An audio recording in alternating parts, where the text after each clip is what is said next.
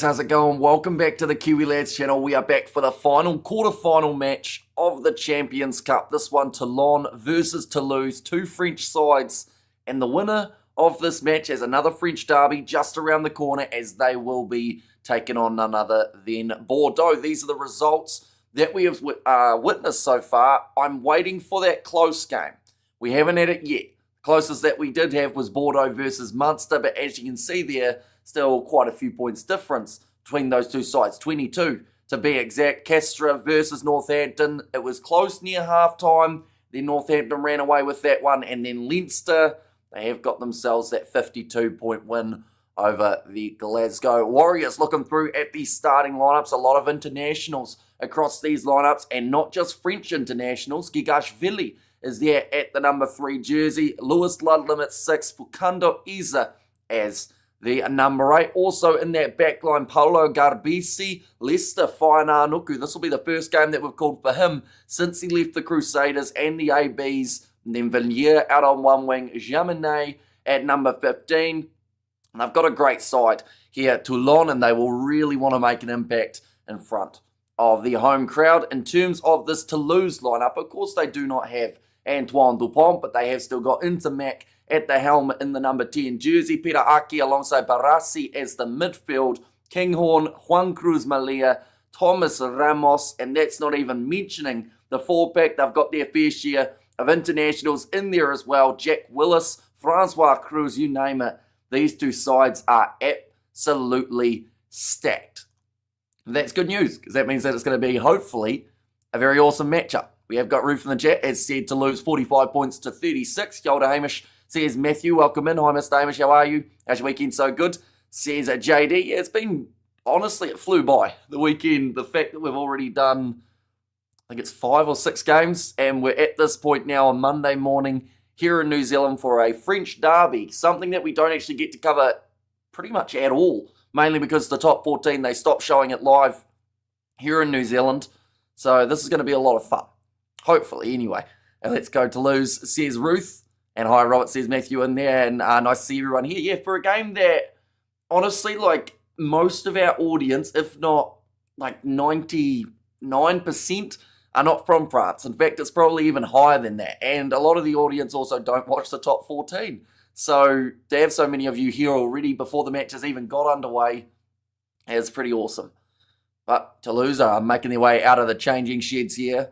Julien Monchon, Cyril Bailly, the two French internationals at the front.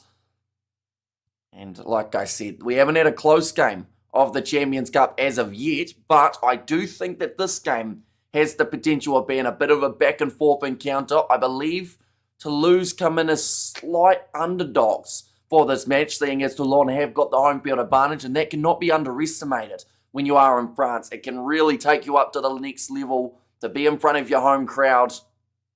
And I do think that both of these teams, they're just going to go out there and put absolutely everything into it. Looking at the recent form, Toulon able to get themselves a win in the last 16 over Saracens, 72 points to 42. That was a very high scoring game. And the thing is, right, massive amount of points.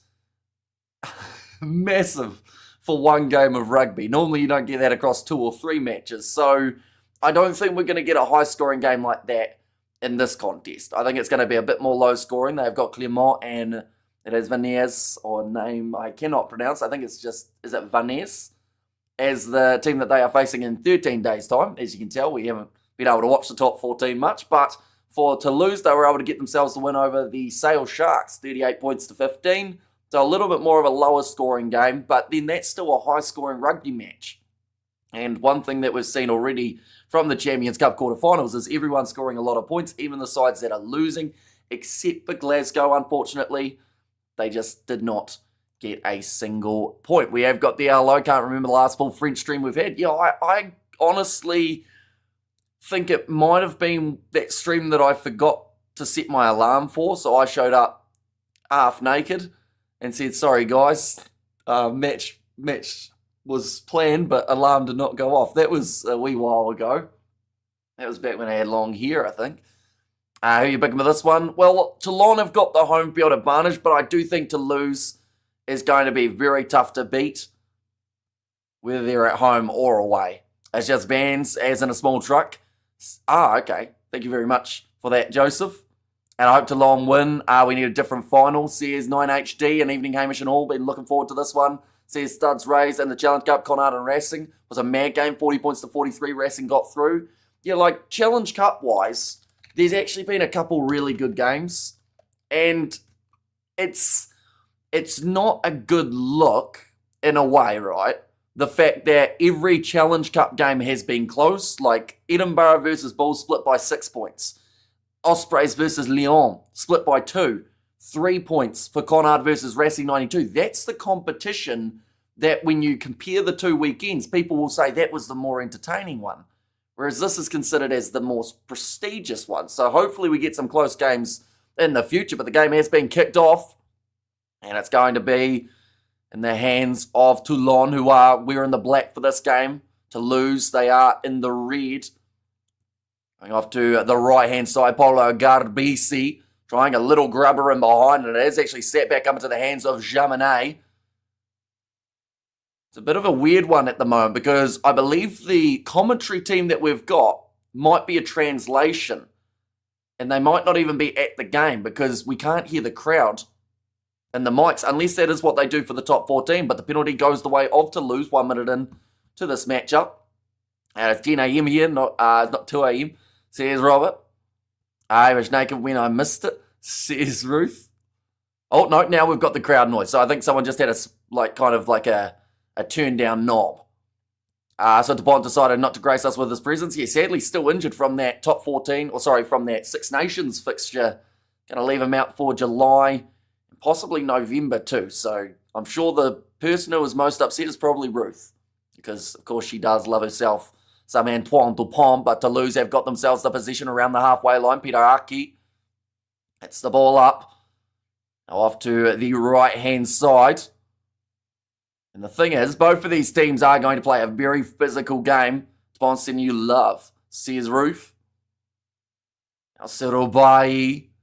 40 metres out from the line here for Toulouse. Going off to the left with the wide cutout pass. Chance here for Blair Kinghorn. Toulouse or not Toulouse, that is the question, says Rory. It was only a matter of time till someone said that. And to be fair, Rory, the odds were stacked in your favour in terms of being the one to say it.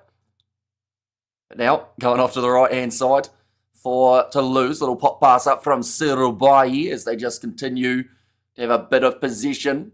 And I rushed Antoine, not everyone misses you, says Sebastian. And thanks, Sebastian, you understand me, says Ruth. This is going to be offloaded out, and it's going to be picked up nicely now by Toulon, which, of course, gets a loud ovation from the crowd. And this sounds like a raucous atmosphere at the moment. And it's kicked out on the full from Jaminet. He's not happy about it. The man in the crowd who caught the ball certainly is, though. JD, all good here. Are you okay? Says Ruth. Line out throw now for Toulouse. They'll be about 35 metres out from Toulon's line. Some brilliant players across both these lineups. And like I said, it's not just French internationals for this matchup. We've got global teams. Alana Usi for the Samoans, of course, normally. But he is playing in that number 5 jersey here for Toulon. David Ribbons, Toulouse.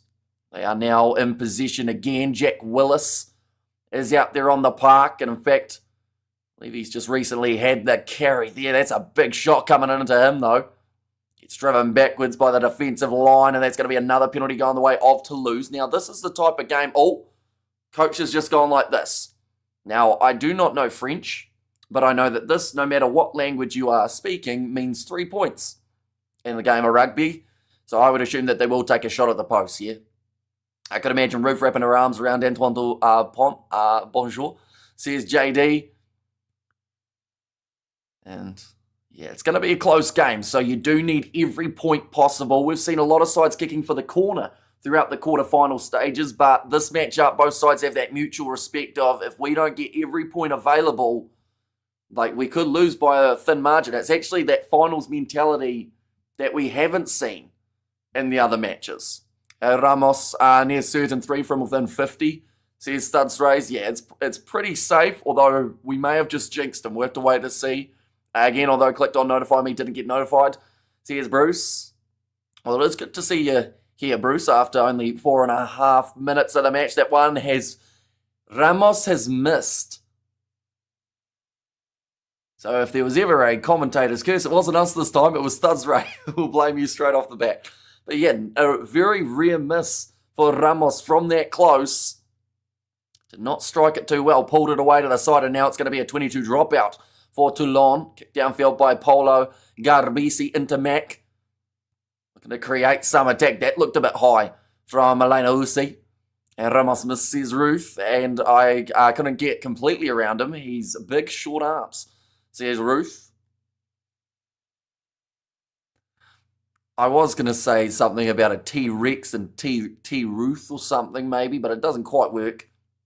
But, of course, T-Rex is known for short arms. We're going to pass it out wide now, or at least to lose. Juan Cruz Malia going for the kick in behind, and it is curling towards the touchline. Watched very closely by Garbisi, who kicks it downfield, and that is a tremendous kick there off the left boot. To be under such pressure and still be able to glide that ball around and probably make more meters than if it had just been a stock standard box kick. Cheering for Toulon, UBB, Leinster and Saints anyway, says Studs Rays, and I imagine the coach's 3 fingers have turned into just the middle finger after that kick. Says Sebastian, Garbisi's foot was on the line there, I believe.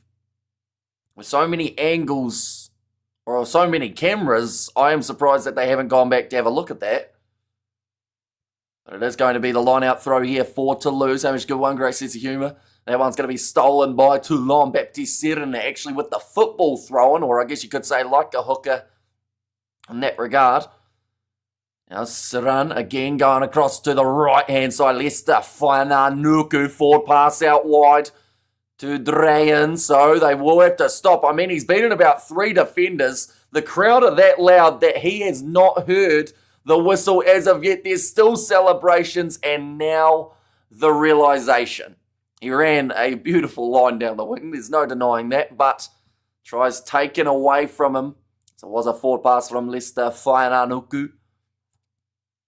And we have got there, no Dal, I'm not okay. I'm very jealous of Antoine. We have got there, did you ever ask yourself when at work on a Monday, what the hell do I do these night streams? Sometimes, like, I'll be honest, it's the mornings that we're doing concrete on a Monday that are the worst. Like, normally it's not too bad because I can deal with a bit of tiredness, but when you're lugging around a wheelbarrow and you're kind of half by trying just not to fall asleep while doing that, you sleep well Monday night, I can tell you that. But luckily in some regards, the weather's supposed to be awful today. So the chance of me working, at least in the morning, are very slim. So that's quite good news. It means that I'll get a bit of a sleep in before getting called away. The winner plays Bordeaux, right? Correct, yes. So Leinster versus Northampton has been confirmed after both sides got relatively comfortable wins, and then the winner of this game faces Bordeaux, which could be a good one, no matter who it is. Are we sure Toulouse and Toulon are different clubs, says James? I'll be honest, some people have gotten the names confused before. Same with Leicester and Leinster. They were another side that early on we heard quite a few people, in fact, no, just recently we heard someone call them the Leicester side for Leinster, but yeah, very good sides either way. And it's going to be an interesting one to see who actually gets momentum in this game. We've already seen a missed kick, but to lose away from home, as in the team to lose, not to lose, that's going to be a tricky one for today. But yeah, to have an away victory would be massive. And I think that Munster's win over La Rochelle has proven that anyone can do it. Definitely a French side up against a French team, but currently Toulouse are attacking. Sitting about 8 minutes into this contest, passing off to Cyril Bahi. We taken down by Abadi. I'm making a huge amount of meters just for now, going phase after phase. Chiefs and Chiefs, Sharks and Sharks. It's a roller coaster of confusion. Organised quick hands out to Peter Aki. Just manages to stay in the field of play, but locked over the ball was Facundo Issa, who is now being told to let it go. It's kind of bad that all the French top French teams went on one side of the draw, says Studs Race. Yeah, it's unfortunate that is how it's worked out, but also it is all based off those rankings and everything, so I guess it makes sense, but yeah, it would have been nice to see more than just Castro on the other side. Having 2 French sides per side. Did you hear the Energizer Bunny got arrested last night? I did not. The Energizer Bunny. What did it end up doing, Damo? I know that here in New Zealand we have an Energizer battery rather than a bunny. I don't think I've seen the bunny before. Have we seen the bunny here in New Zealand? Charged with battery. Did you enjoy the Sevens, Damo? I know that you were there for that one. Of course, the LA Sevens taking place early May. If your woman meets someone who is Toulon, you're going to lose, says Rory. And Rosedale, you'll be back famous, huh? And hopefully sometime we get Sharks versus Sharks, says Sean. It is a possibility. Exeter Chiefs and the Sharks both in the same competition at times. Looks like this time Ramos is going to be lining up the 3 points. And this one should be a lot more stock standard than the last. Or at least that is what we think. But Ramos kicks it. And this time it's gone over. Toulouse take the early lead. 3-0. I got the VIB seat again on Saturday. On the Hulk outfit, says Damo. So Sky Sport will be happy about that. They'll be able to use you more promo for the Sevens. We do see you popping up here in New Zealand quite a bit. And I go, hey, that's Damo. But, yeah, it'll be interesting in LA. Just because, certain sides, like there are some big teams in that bottom 4.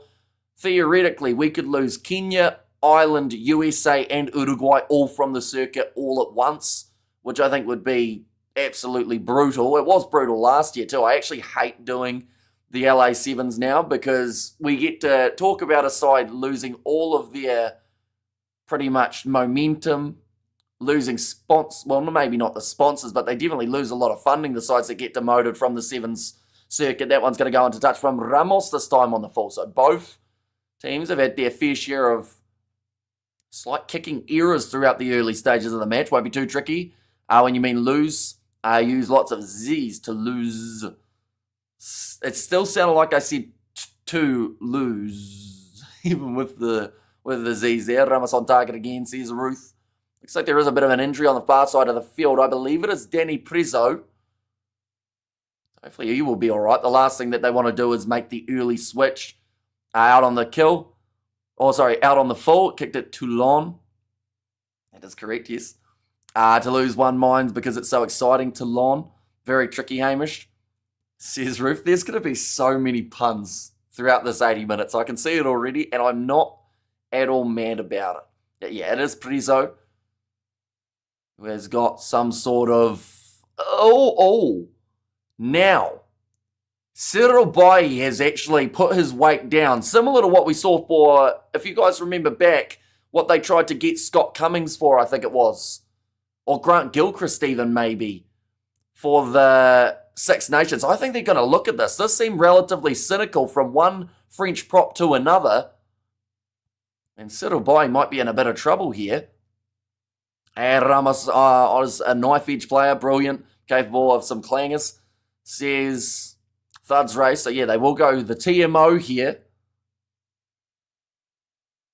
This one's going to be a interesting decision to make here. Matthew Carley. What are we going to see?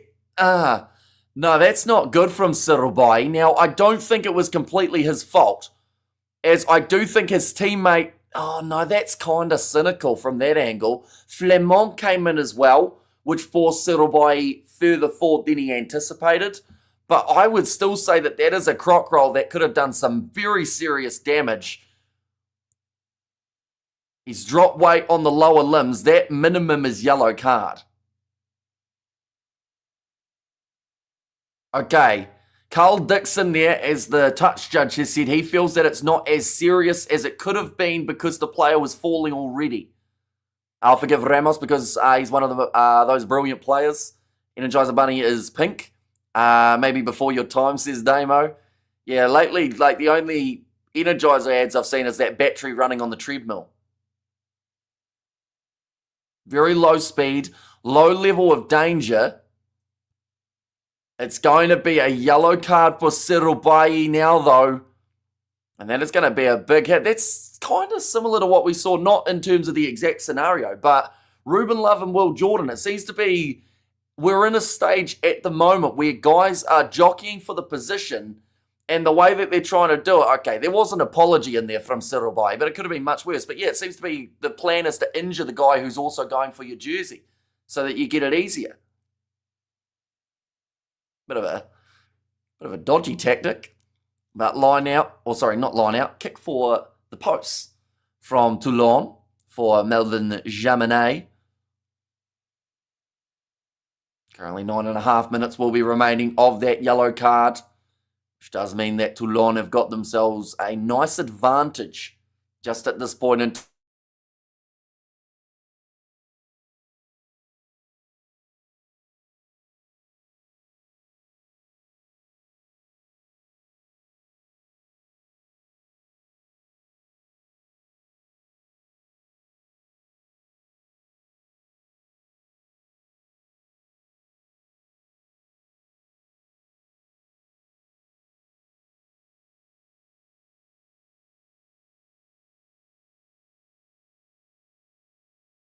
Down to 50-50. The internet cut out, so I just kept talking. I was just talking through the percentages of kicks.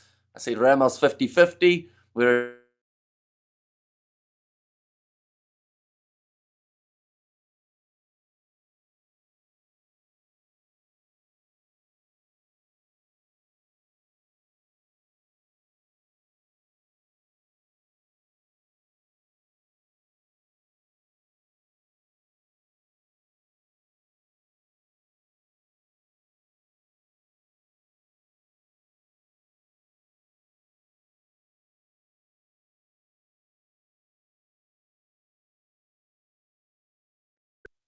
We're back again, ladies and gents. We're going in and out at the moment. Any rugby commentary from you today, Hamish? Says Bruce. Just this game.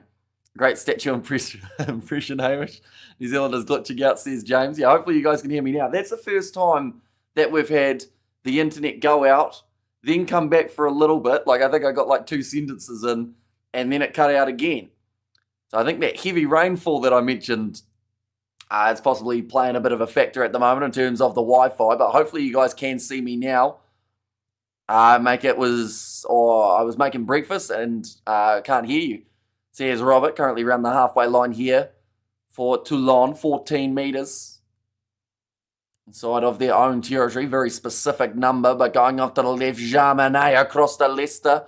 Whaiana Nuku, frozen like a mango popsicle, says Roof. Dave Ribbons look for the offload up, and it's going to be claimed by Mia Fu. Can you guys see me and hear me at the moment? Do let me know. And that's a good kick downfield from Toulouse. Goes into Dutch for Jaminet.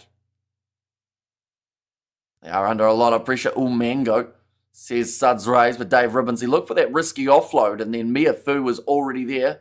Your audio is great again, but you're not as high def. Our lips are slower than sound, says Rory. And Mango Popsicle sounds all right.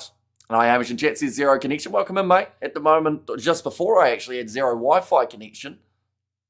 But hopefully it's going to eventually sort itself out. Maybe it's just the top 14 games that we seem to be cursed by. Now looking for the offload here. Off to Julien Marchand. I can hear you and see you, but it's like watching a Japanese Godzilla movie, and great to see you animated again. Oh, beautiful run forward. Close to the try line, slides in, and it will be the try for Paul Graillot. Does manage to score it. You sound like it's 2025. You look like it's 2005, but working. Says Sebastian. Yeah, I do see that I've still got one bar. So the stuff up your side. Hear me over here making the ear blue, swearing at my Wi-Fi. No, it is definitely my side. Very pixelated, says Duncan. Right, they might actually check this one for a knock-on from Toulouse. I think the TMO is going to have to be involved again.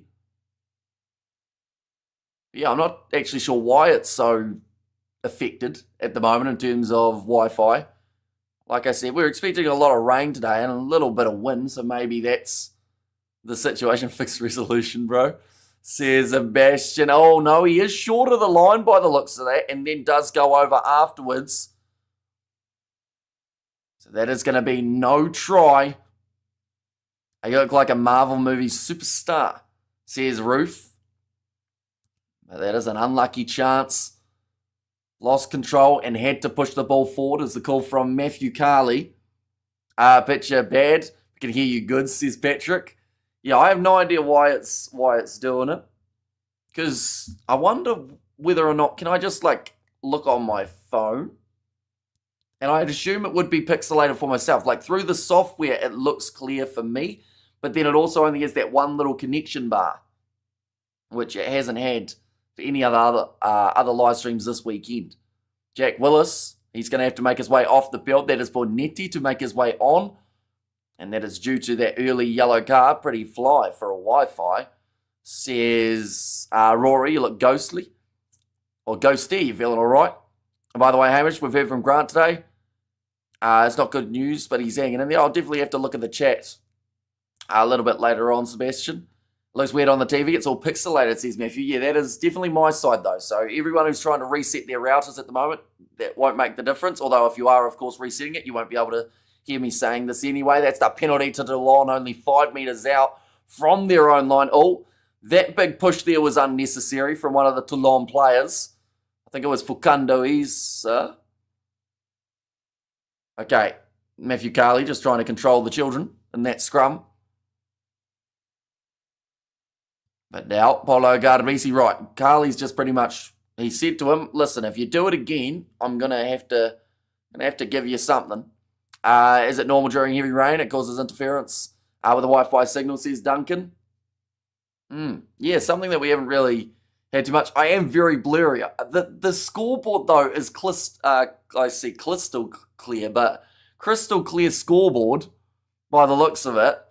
It's just my face is blurry. It's not exactly a bad thing, I guess, but yeah. We have got there, I believe, why can Fi? Says Rory, kicked him behind. Thomas Ramos now. Going to be kicking this one towards the sideline, and it has gone into touch just inside of the opposition half. So a relatively decent kick there. Crystal clear. I don't know about, or crystal clear, says Rory. Yeah, I'm looking at it at the moment, and it's still pretty not clear. You need fibre optic. Well, we have got fibre, so I don't know why it's doing it, but we will just bear with it, I guess, for a little bit. The scoreboard is 7 minutes behind, and the Toulon score is still 0. Says destroying dumb people. I think it might have recently updated after the Wi-Fi went in and out, maybe. You got lightning and rain. It interferes with those signals. Toulon now have got the possession, but their ball has not come out of the rolling maul, which does now mean that Toulouse will have themselves the scrum. I know, Hamish, when AI on us, the fix now says destroying dumb people. Yeah, some physicality being shown in that rolling maul defence. Face is blurry. Are we playing guess the commentator, says Lilia? Yeah, at the moment we're playing guess when the Wi-Fi is going to cut out again, which hopefully will be not on the stream. We've already had it twice, though, that it did end up disappearing. I keep it in the maul for Toulon, says Rory. Now, they're just talking about... Okay, they said in the program Miafu is 207 kgs, but I think they've slightly got that wrong. But he's still a big bloke out there on the field. And we have got there, keep it in the maul for Toulon. And also, at least you don't have load shedding, says Bruce. Oh, big charge forward. Baptiste Serin is sat down off to the left-hand side here for Toulouse into Mac. Gives it off to, it would have been Flamand. Now 40 metres out from the line. Off to the left. Big man Miafu again starts to make some more metres. He is going to be a handful throughout this contest. Back to the left. Into Mac. Tries to grubber. It sits back up into his hands. That's actually how we saw Edinburgh score yesterday. Up against the Bulls. Wi-Fi equals electronic signal. Do not do well in heavy rain / lightning storms. Yeah, and I don't even know how heavy, I don't think it's absolutely bucketing down yet, but maybe it's just an anticipation for the rain. And speaking of rain, it looks like there are a few drops falling at this game. The Champions Cup quarterfinals. Good kick from Ramos to put Toulon only 5 metres out from their own line. Still a clearer picture than the moon landing, says Zero Connection. And the French are huge in their jeans. Jeans, says Ruth. It's outrageous. I don't perfectly and instantly see a bloke talking the other side of the world. It's actually a crazy thing to think about, though, isn't it? Like, when you consider the fact that I am on the other side of the globe and you guys are scattered all throughout the world, and, like, you can see me talking, and I can, like, if I did anything now, like, with my hands, you guys see that pretty much instantly. Even though there's, like, thousands of miles difference. And it might be a Bordeaux versus Leinster final. Says destroying dumb people. Yeah, I think these two sides have cancelled each other out quite well throughout the early stages.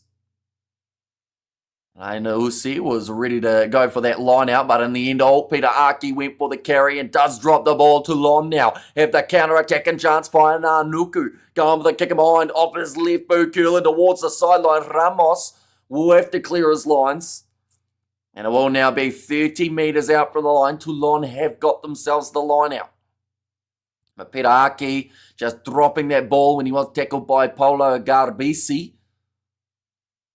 And then Ramos just waiting for the bounce of the ball. He was under pressure from Jaminet. Might as well tell us where you're listening from. I'm always curious where people are vibing from.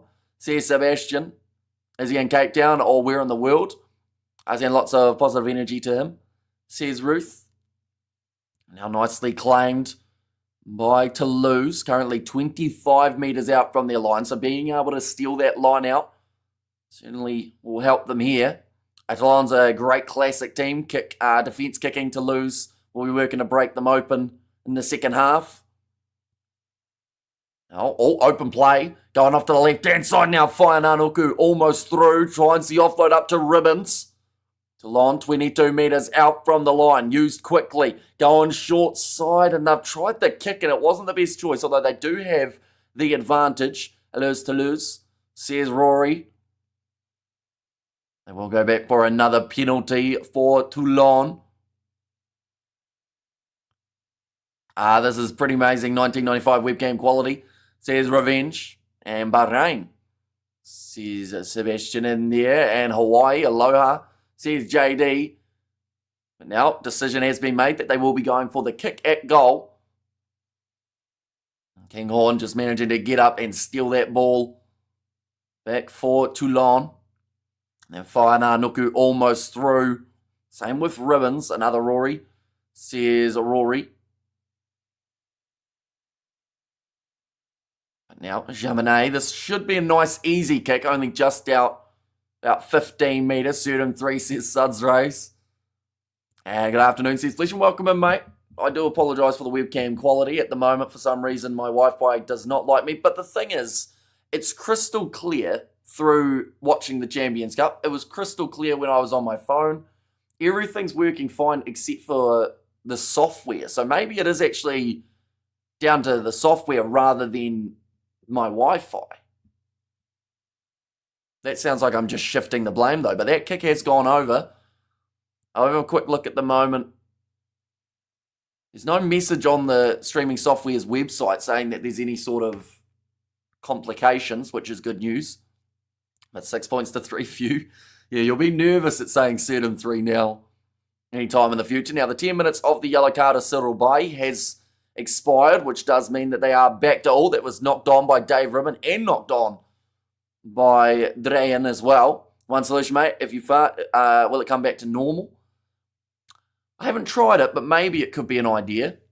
It's okay. I've been relegated to my phone, says Fleshin. Oh, a little bit of push and shove there between the two teams. Seems like there's a bit of tension going on. These games always played with passion. Matthew Carley has to walk over, and he looks like he's about to give a stern warning to someone. Be very careful, to Lewis Ludlam was the comment. Did you feed the PC gerbil this morning? Says Robert. Yeah, that ball hitting Ribbons in the face, and then it was dropped by the right winger. We can call it a retro stream, perhaps.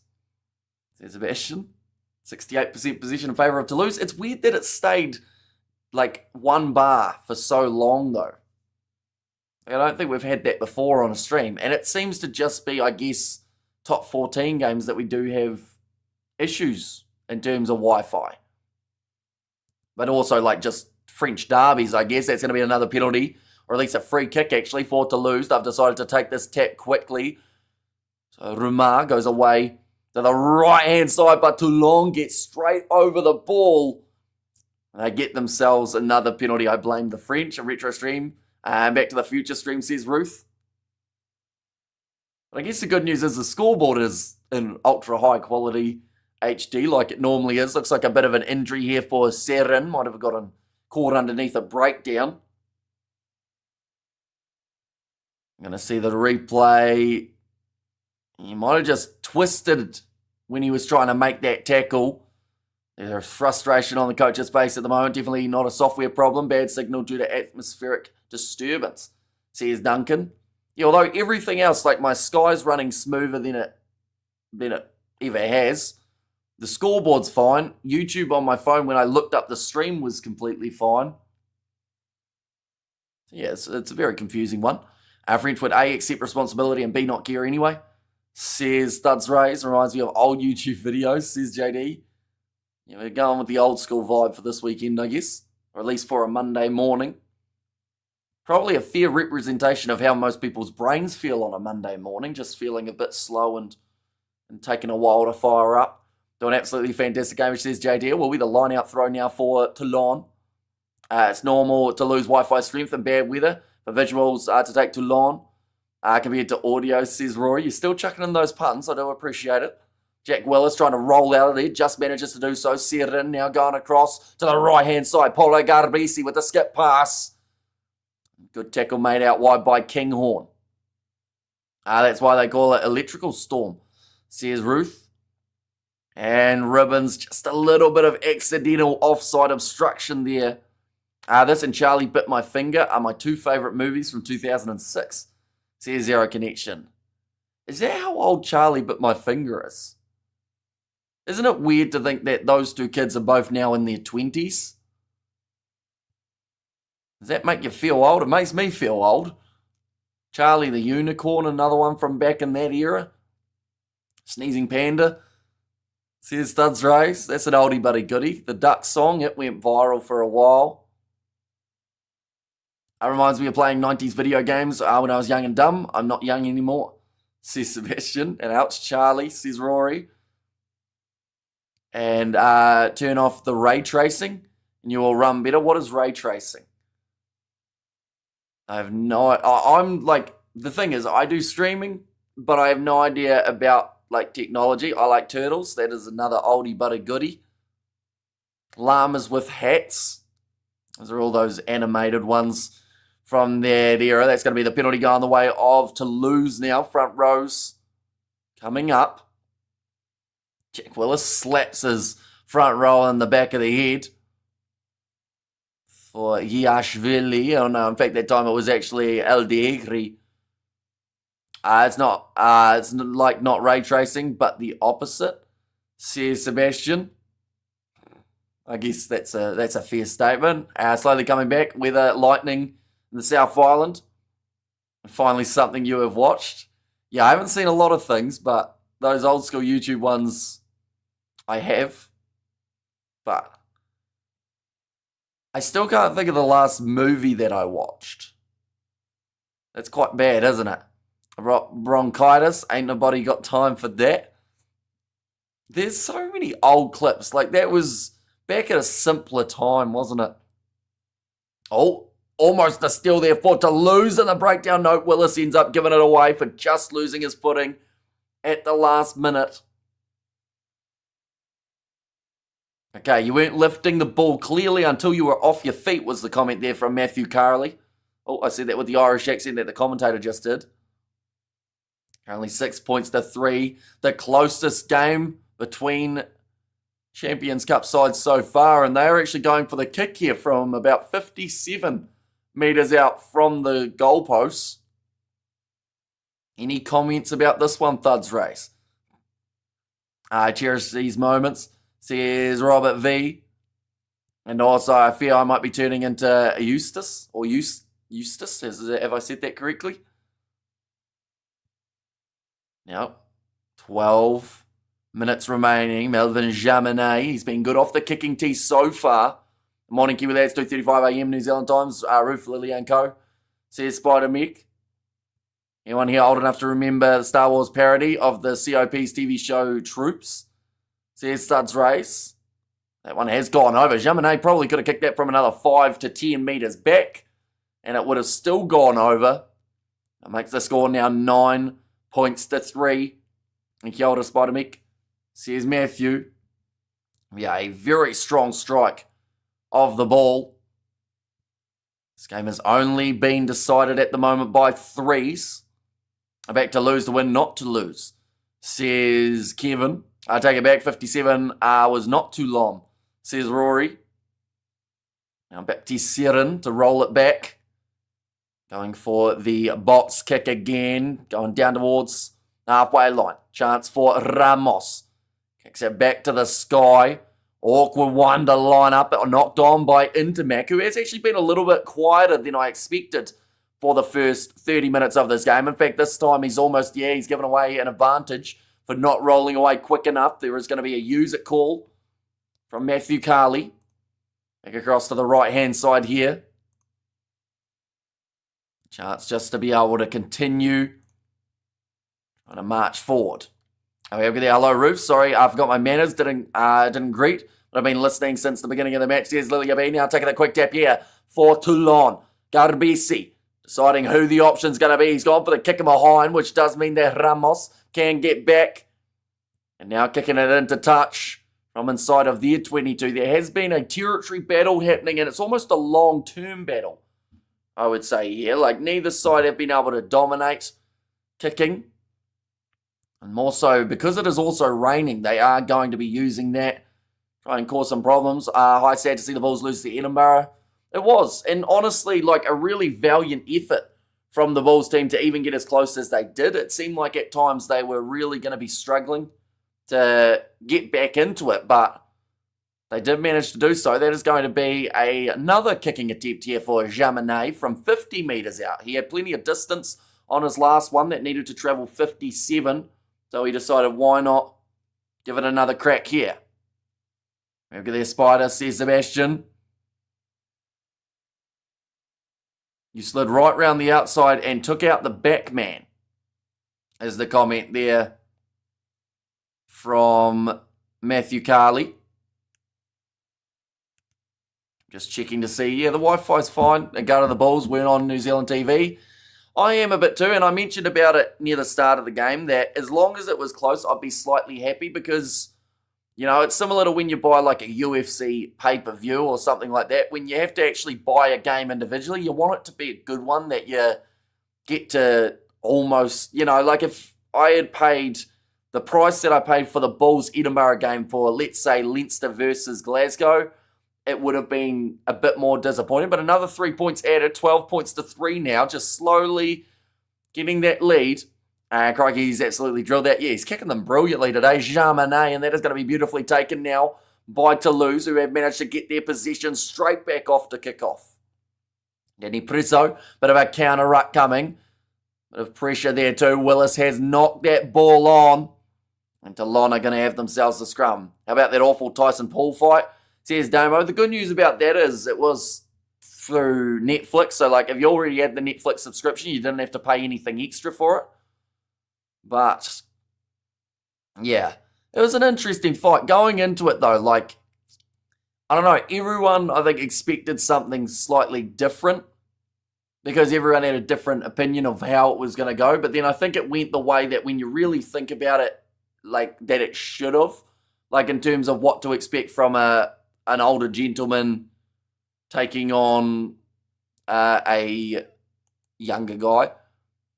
After seeing how many how Bordeaux played against well below par Munster and how Leinster are playing lately, can't see anyone beating Leinster, especially if Toulouse don't pick it up, says destroying dumb people. And Jaminet's taken at the side. Sorry, personally, says Studs Race. That one's going to be wheeled around to the side here again. So it's very hard to say who's actually got momentum here. Like, Toulon are being smart. They're just getting the threes whenever they're on offer. And Toulouse have given away quite a few penalties. Pimlet versus Chandler. Versus Chandler. Yeah, that was, by the sounds of it, an interesting fight. I didn't get to watch it live I saw who managed to get themselves the victory.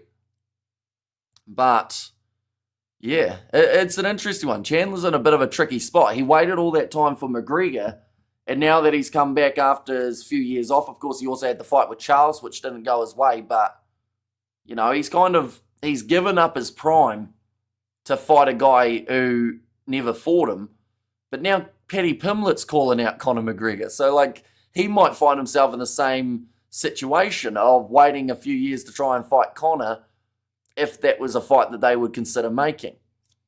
And Hamish, do you think the Springboks could beat Leinster, see his revenge? I would assume that an international rugby team who have won back-to-back World Cups would probably beat a club team, yes. We have got there, how many tries have been scored in this match? None at all.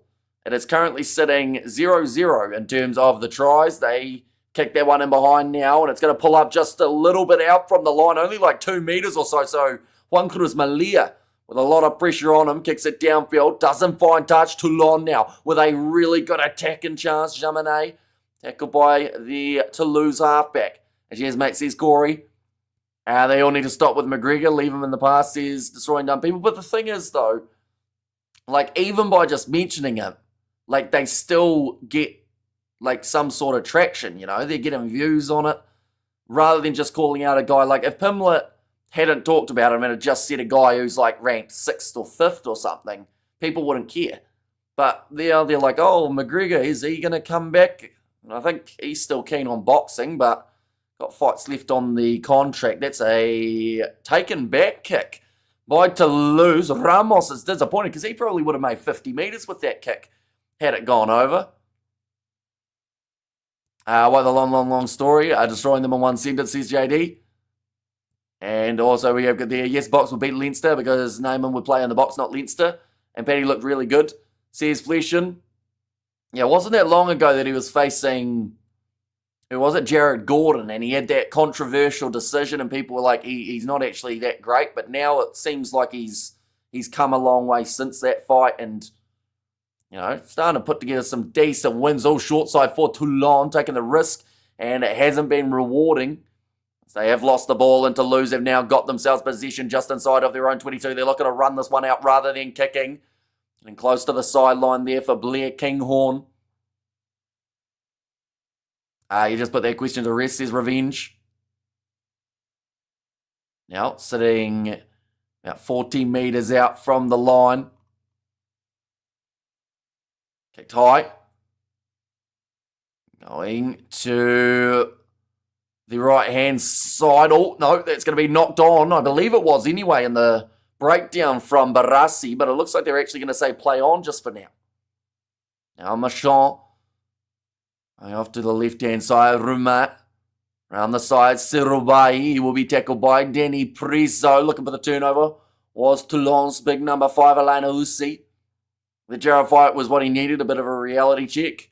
Oh, that's going to be knocked on. And I think that was also the one that motivated him more because if you're a fighter, of course I can't speak from experience, but I would assume that if you're told constantly that you lost a fight that you feel like you won, you're going to want to make sure that the next few fights that you have, you're going to win them comfortably.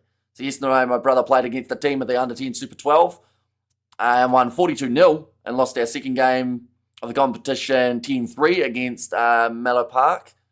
Now playing for 5th and 8th place, or 5th to 8th place. So here's Marisa. Sounds like one pretty solid performance there, and then maybe not quite the best in the other, but hopefully it does go well for you in your playoff games. Hamish taught me the meaning of New Age rugby, did I? So I guess the question should be, what is the meaning of New Age rugby? Because I'm not sure I know. Looks like a bit of a drinks break here for both teams. Only 3 minutes remaining of the half, but it has been competitive. Like I said, 9 points up for Toulon. The weather has not really played ball for this one, but these two sides have. And I think that Toulon, going into halftime, if they were up by 9, they'd be pretty happy. Conrad versus Racing was a classic. Yeah, I mentioned about it at the start of this match.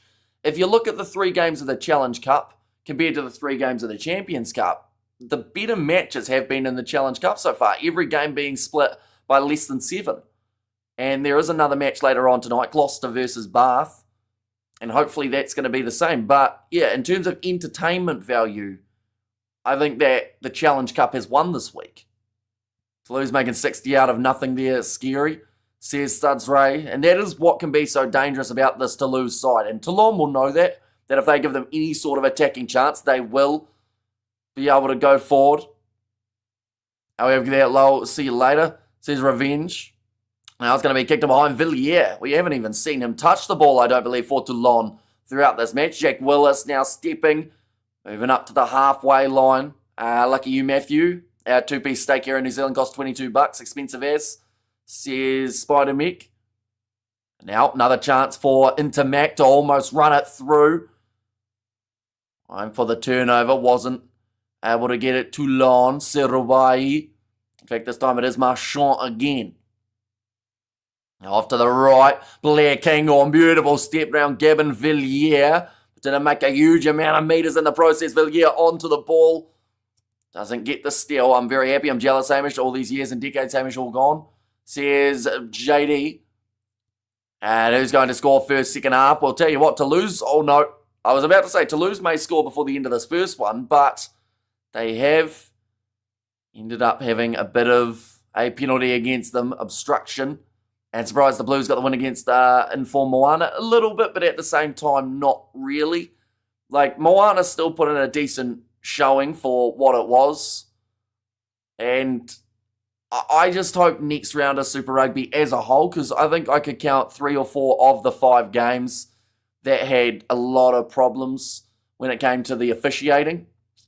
And there's no specific moment that like cost any side a game or anything, but we just need that consistency across the board. I don't think we had that round. Did you read about Sebastian Chaval? He suffers from severe memory loss.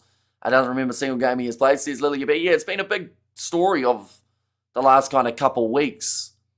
And honestly, the reception it's got is pretty 50-50 in terms of quite a few people have been sympathetic.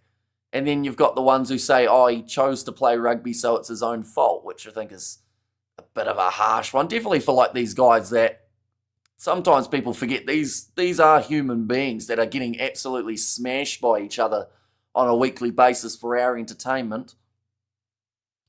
Which that statement sounded a bit dodgy, depending on how you look at the wording. But yeah, like a human body is not really built to be hit by a fridge 15 times a day. Or at least that wasn't initially made that way, I don't think. So you can understand why there is damage that does end up taking place. Going off to the right-hand side now for Toulouse. 9 seconds remaining in the half. And they would love to score some form of points before the end of it. It's well and truly still a game for either side to be able to get. Jack Willis, good leg drive. Toulon not able to get that turnover. Ramos rushed defence on him by Jaminet, who has to get back. Army Brumbies looking all right. They're doing all right, to be honest, says JD. Now off to the right-hand side again. Chance for Miafu. If anyone was going to be able to break through, it was Villiers, though. Over the ball, gives away the penalty. Right. Decision time. And now, okay, the referee penalised Villiers initially, and then someone came flying in and whacked him. And Matthew Carley has said he will deal with it. Now, this is interesting because Toulouse should have the 3-pointer here. But if one of their guys has come flying in and cleaned him out, the referee may end up reversing the penalty. Okay, Matthew Carley.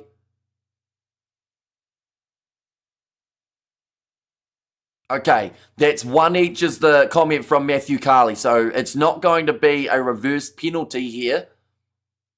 But, yeah, very close to doing so. This is going to be a kick at the post. So that is going to be 12-6 at halftime. And, yeah, the reasoning behind it not being a reverse penalty is the referee has said it's the same as what Six did in the scrum over there. So that is Lewis Ludlam. So that's the reasoning behind it. Yeah, it does get dropped after the whistle blew. Is the Rugby Championship free to view in New Zealand? It is not, no. It is on Sky Sport. So it's about a $45 a month process to be able to watch the comp. Tight game so far, says Matthew. Silly behaviour could have caused them to lose the penalty, says Rory. And a game of penalty, says Lilia B. But there is frustration from Roman Intermac there.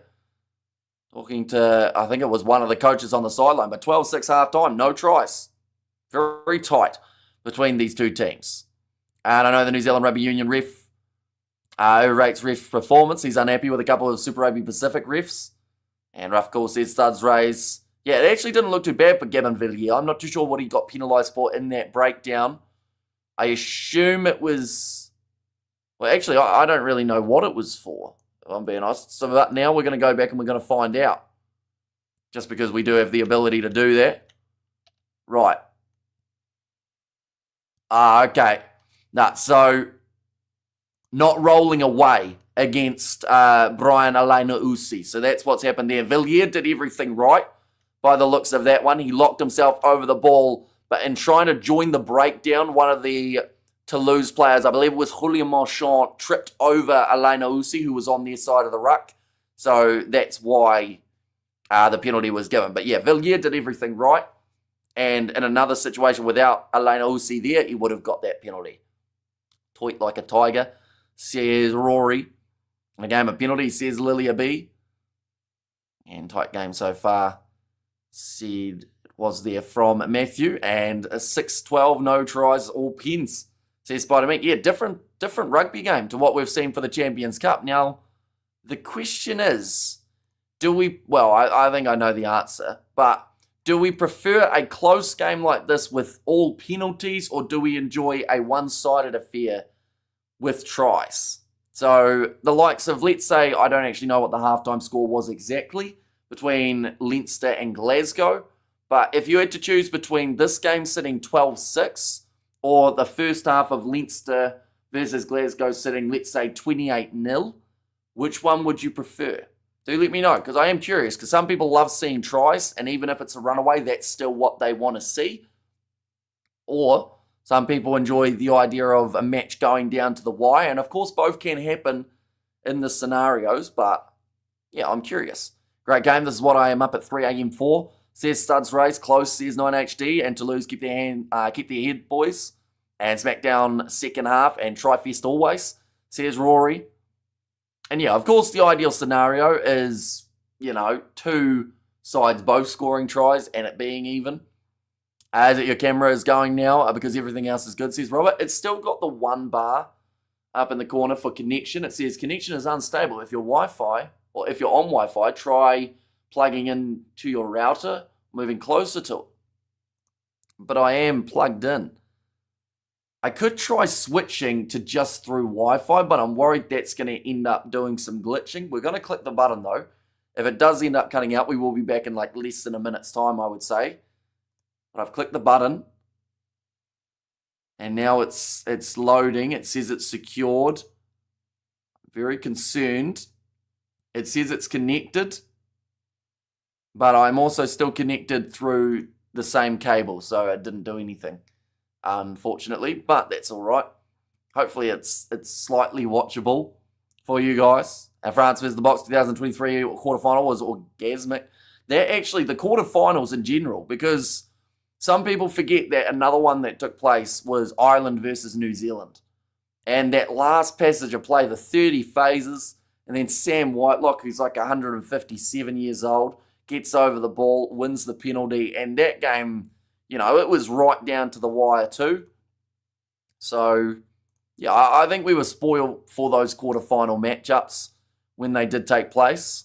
I've had a video idea for a while, and I'm going to check whether or not I can still do it. But it's a bit of a secret.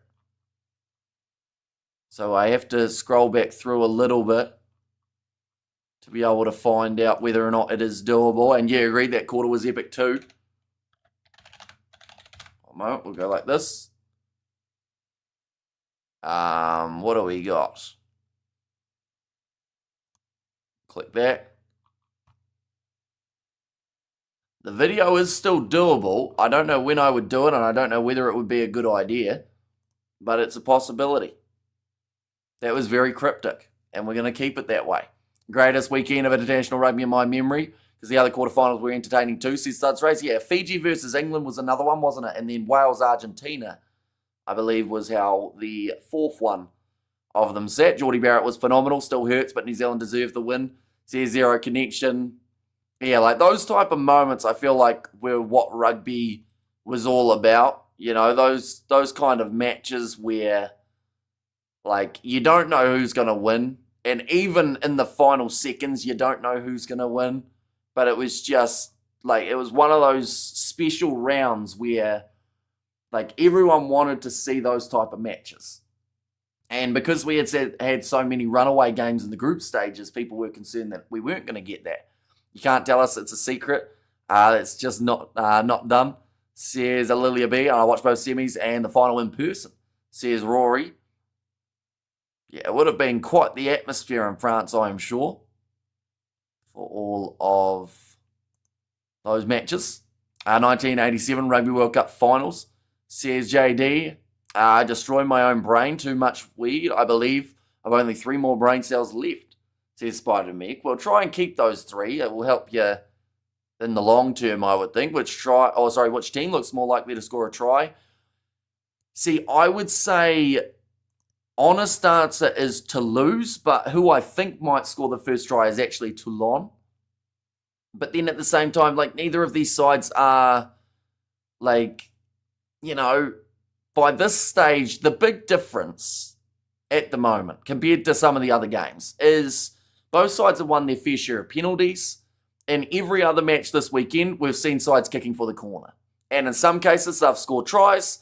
In other cases, they've got no points from that scenario. In this game, every opportunity that these two sides have had inside of the half, with the exception of one quick tap, they've gone for the points.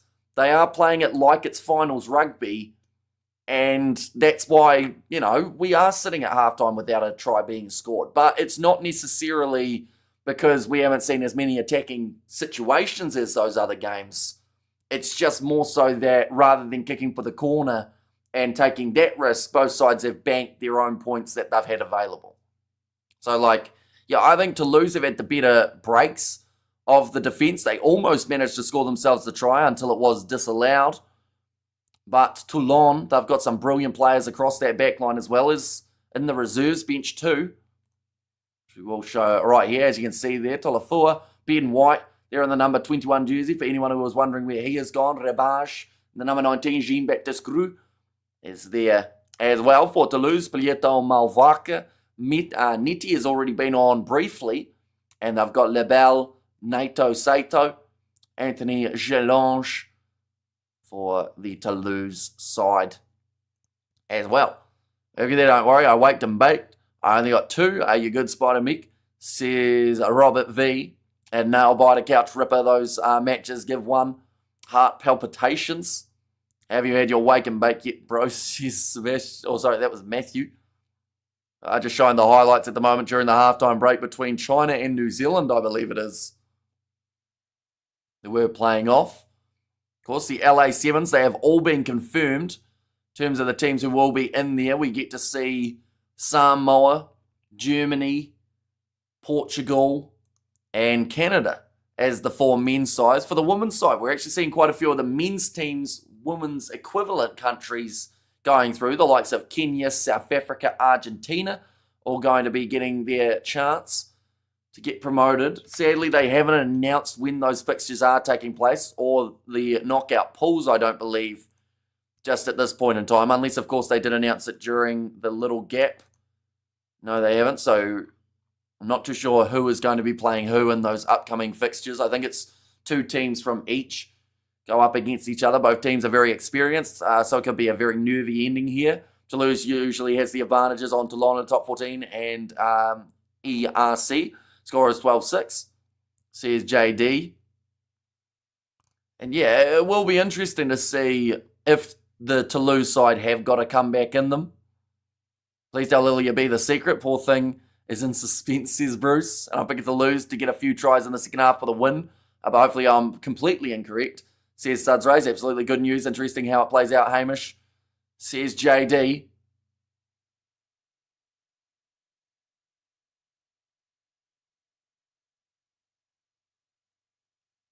But yeah, just watching this New Zealand side in the sevens, they are going to be a handful up against the Aussies. Although I think with when the LA Sevens has taken place, because of players wanting to get picked in the Union, I think both teams going to be missing a few.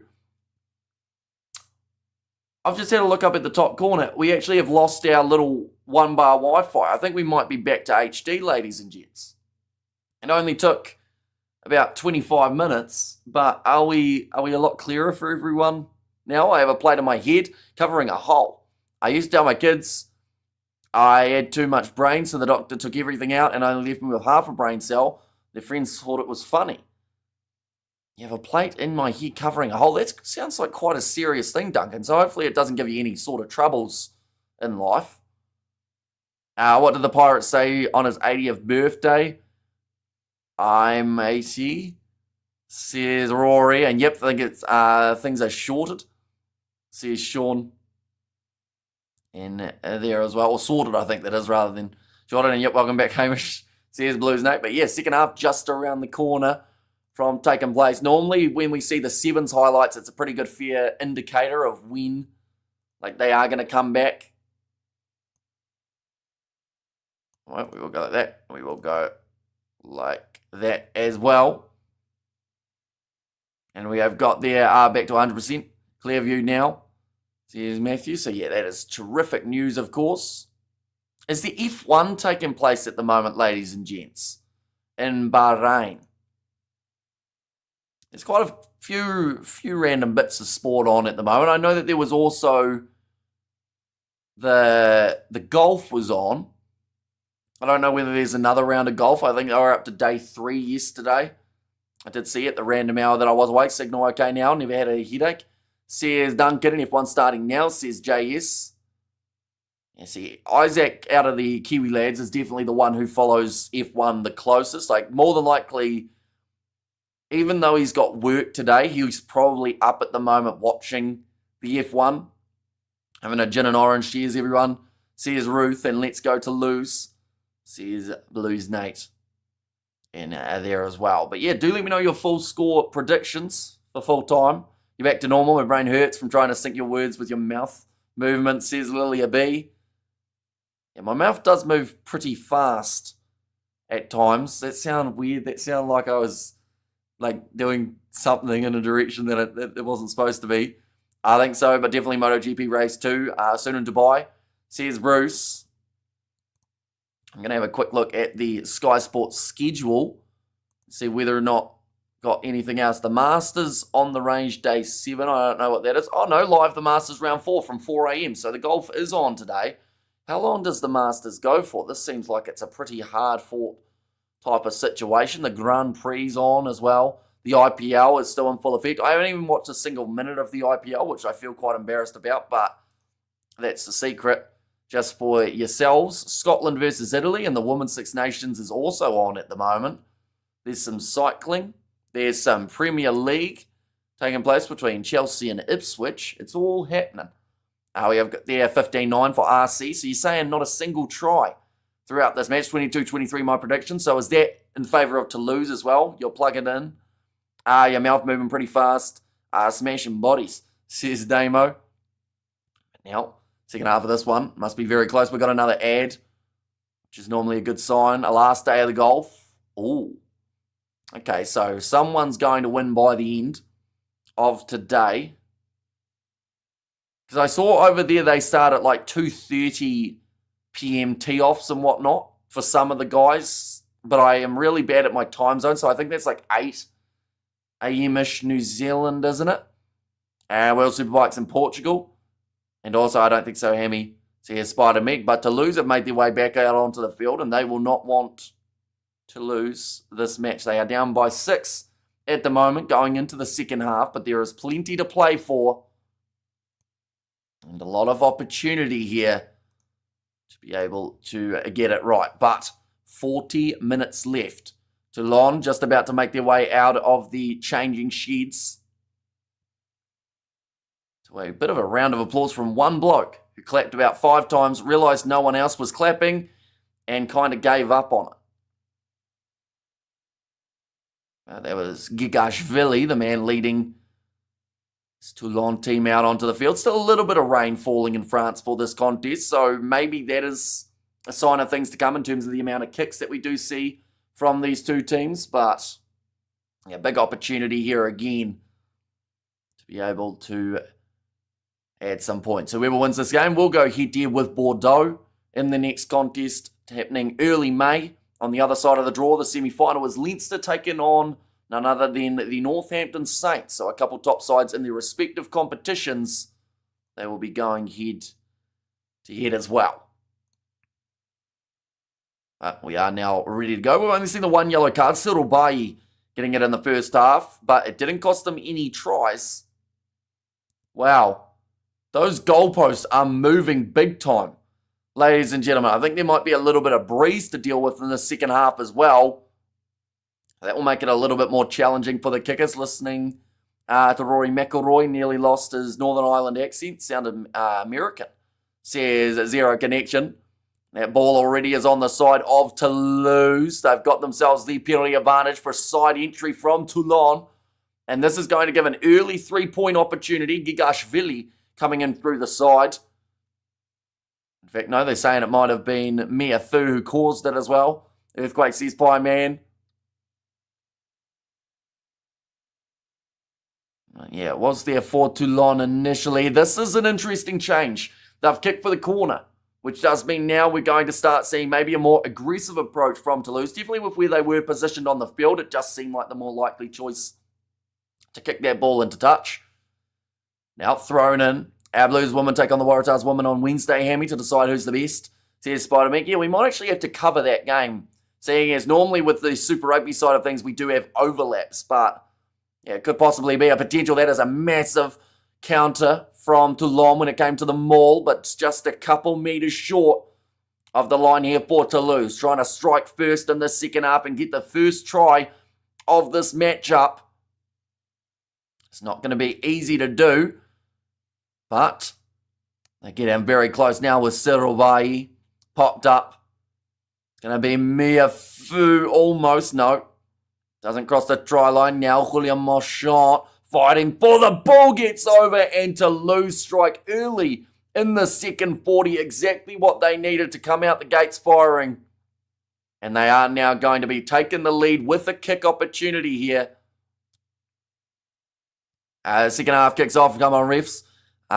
Get it together. We need this, says JD. You having with your Blues women's team, my bro. He was very unhappy with them yesterday as he thought they had lost and in turn thought that he had lost his money. But then he found out later on that they did actually win.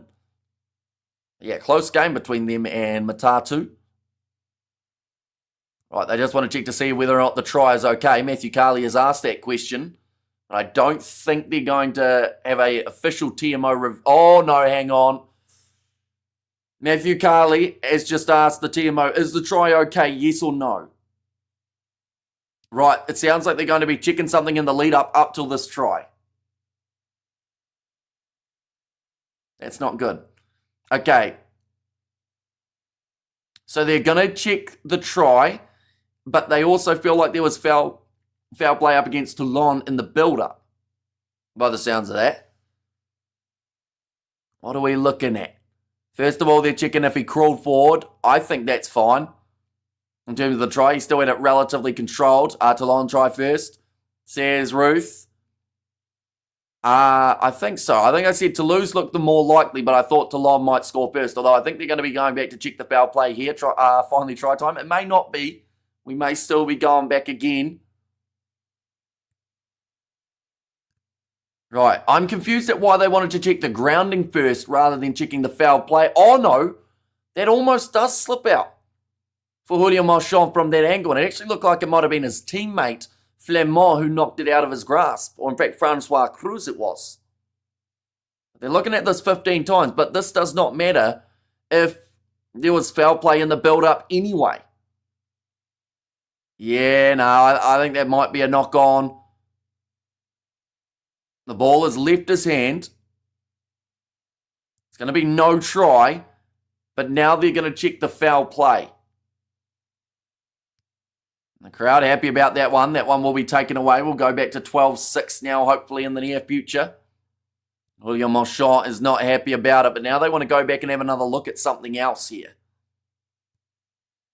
And that is to do with the foul play. So we saw the run forward. Oh, my apologies. It's actually Toulon who did the foul play. Baptiste Serin was a little bit too high, a little bit too upright.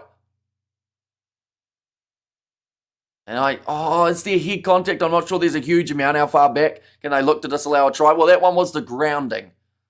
But yeah, I had it round the wrong way. There's a little bit of head contact between those two. And he is relatively upright.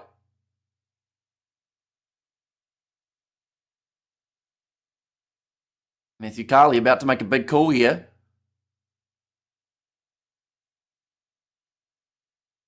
Right, they're going to give Baptiste Serin a yellow card for that one. So it is no try for Toulouse. I thought they lost.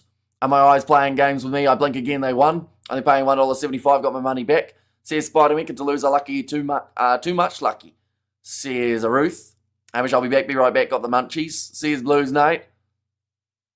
Yeah, currently about 1:11 a.m. for yourself, Nate. So hopefully you find a good just after midnight snack.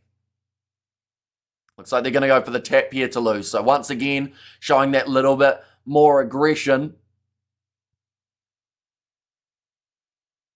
Okay, referee said he's not going to move until you play the ball. Now going short side, nice pop pass up. Jack Willis now goes over and Toulouse get their try anyway. Making the score 12 points to 11. Now it will be a slightly more challenging kick, but Jack Willis crosses the line. At least you got your money back, bro. Says Matthew. Okay, Matthew Carley, I think, was getting questioned about the yellow card, and he just said pretty much, I've made the decision, keep playing. Jack Willis goes through the low tackle attempt from Gigashvili. Just wasn't quite able to stop and rough, and Baptiste Serin, he knows how crucial that 10 minutes in the bin now could be for his side. Now Ramos to line up this kick. He has missed one today. And he won't want to miss another here. It took 43 minutes for us to see the first try in this fixture. We have got the donation from Blues Nate. Thank you very much, mate. Greatly appreciated for your generosity. That one's hit the post, which of course was moving anyway, but score now sits 12 points to 11. And shout, Yamish, says Blues Nate.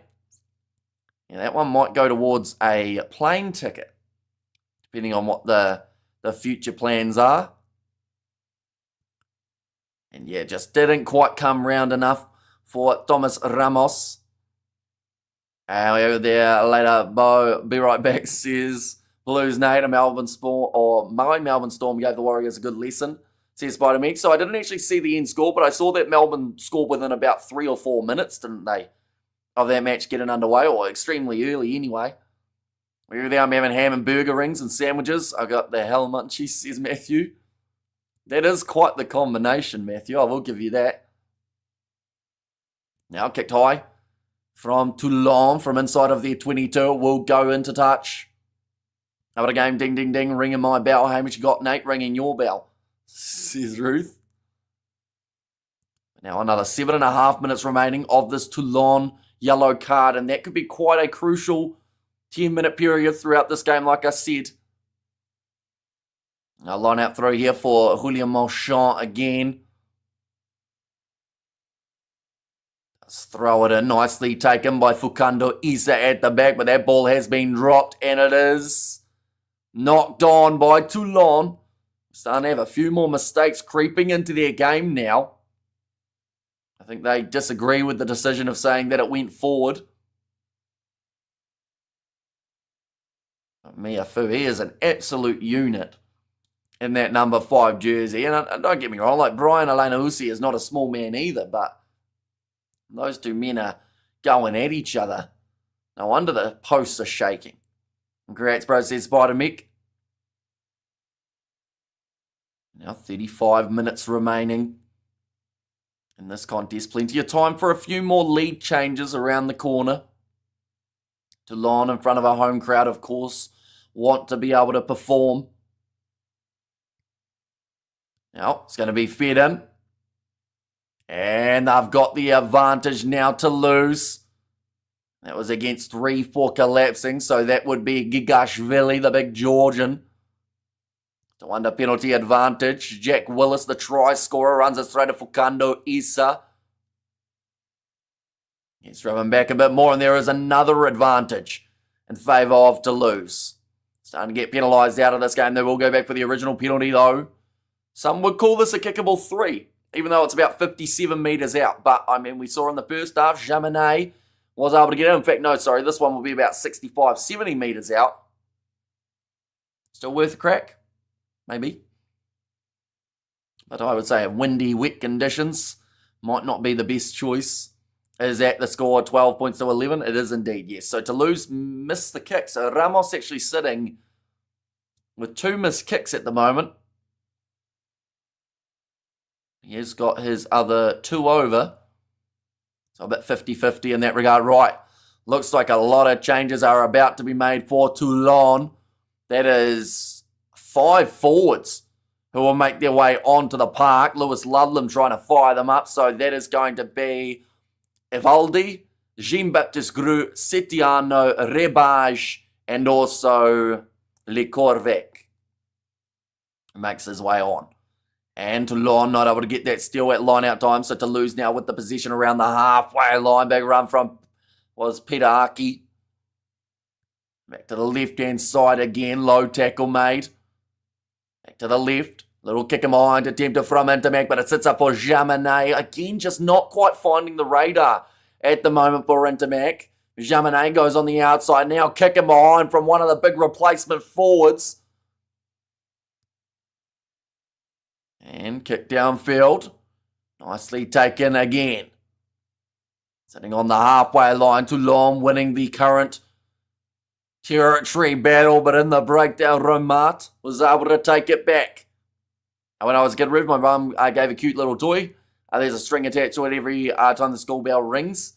I start to play with my ding-a-ling. Says Spider Meg. That's going to be kicked in behind. Or, sorry, not kicked in behind, but almost a break and run for Juan Cruz Malia. Mia Fu goes off to the left. No one really claiming that one for Toulouse. And that's going to be another advantage in favour of Toulouse. They are playing pretty much this whole second half under penalty advantage. Ramos goes straight through. Passes on the outside. Nice fend from Juan Cruz Malia. He's driven into touch. And that was... Are they going back for the penalty advantage? If they are, that was a very long one. In fact, Matthew Carley has said you've had your advantage. You've made 30 or so metres. So it is going to be now the line out for Toulon, who still have that man disadvantage for another 3.5 minutes. It's going to be a tough one. They are just narrowly holding on. Right, I think they're actually going to take a look at the Dave Ribbons tackle. It did look slightly high. And like they've said, there wasn't much of a wrapping attempt. He's still going strong, fresh, and an energetic boom commentary, says Ruth. Spidey, you are very naughty, says Ruth there too. And ding-a-ling, I'm trying to picture that.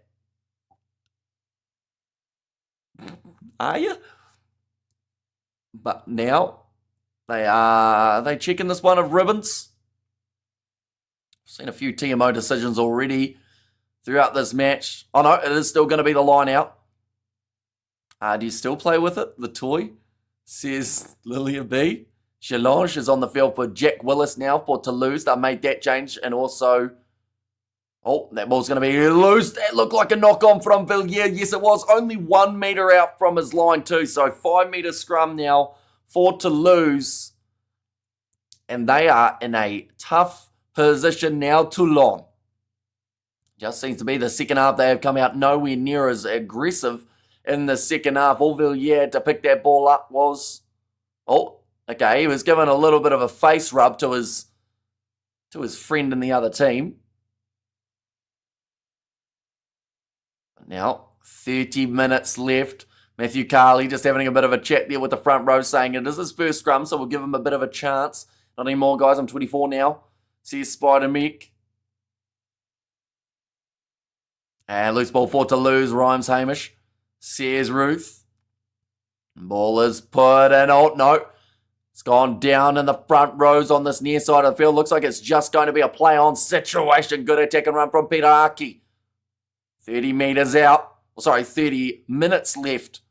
And 5 metres out for Toulouse. Looking likely to be able to score again if they can get a few passes in a row. Right, Julien Monchamp, he was close to scoring the first try, but in the end was disallowed.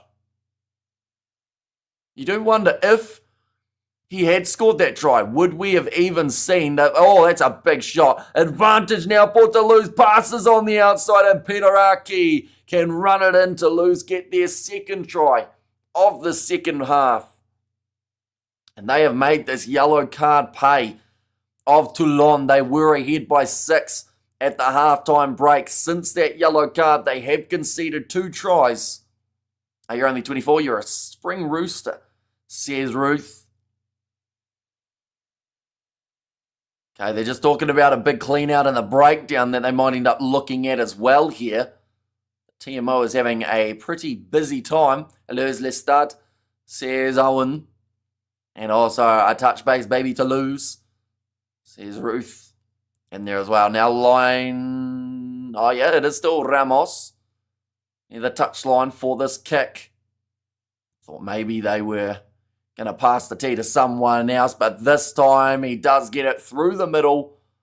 And that is now going to make the score 18 points to 12. So with every try scored during this yellow card period, the more work Toulon have to do for the remainder of this contest. Villiers was frustrated. Serin on the sideline knows that he has made a crucial mistake for his team. See what happens now. Toulouse Français, says Ruth. Now, kicked off by Jaminet. Still 20 seconds remaining. Oh, it goes out on the full from Toulon. And it's going from bad to worse. This has been a nightmare start to the second half for the home team. There will be a huge amount of frustration. I believe the goal there from Jaminet was to kick it far enough downfield that they just decided to boot the ball into touch and you get your man back. Now they have got the man back from the bin, but unfortunately, in this case, they have conceded a scrum on the halfway line. I'm cooking a roast lamb for my breakfast. That is quite the breakfast meal. Matthew, what else have you got going with it? I assume you got maybe some potatoes or something. George loves a roast parsnip. That man would eat parsnips by the tray if they were on offer. And boom, commentary, Hamish, please hit that likes button. Says a review. Anyone who hasn't already, of course, be sure to hit that like button. It's greatly appreciated, all the support you guys shown on the channel all throughout this weekend. Next week, we are back to the URC as well as the Super Rugby Pacific comp. Being told to use it now at the back for Toulon. The ball was out now, going off to the right-hand side, looping around. Now looking to get their third try of the match to lose. Still plenty of time to work with the ball is out. So now getting himself a little bit isolated. 2 men for Toulon getting the breakdown. And they do win the penalty. Thought I'd join in. The yellow card is to Toulon for Toulon, says Lilia B. Yeah, there's a lot of opportunity for punts for both of these teams' names. Looks like maybe Whainā Nuku just getting a little bit of medical attention at the moment for a shot that came in on his jaw. Okay.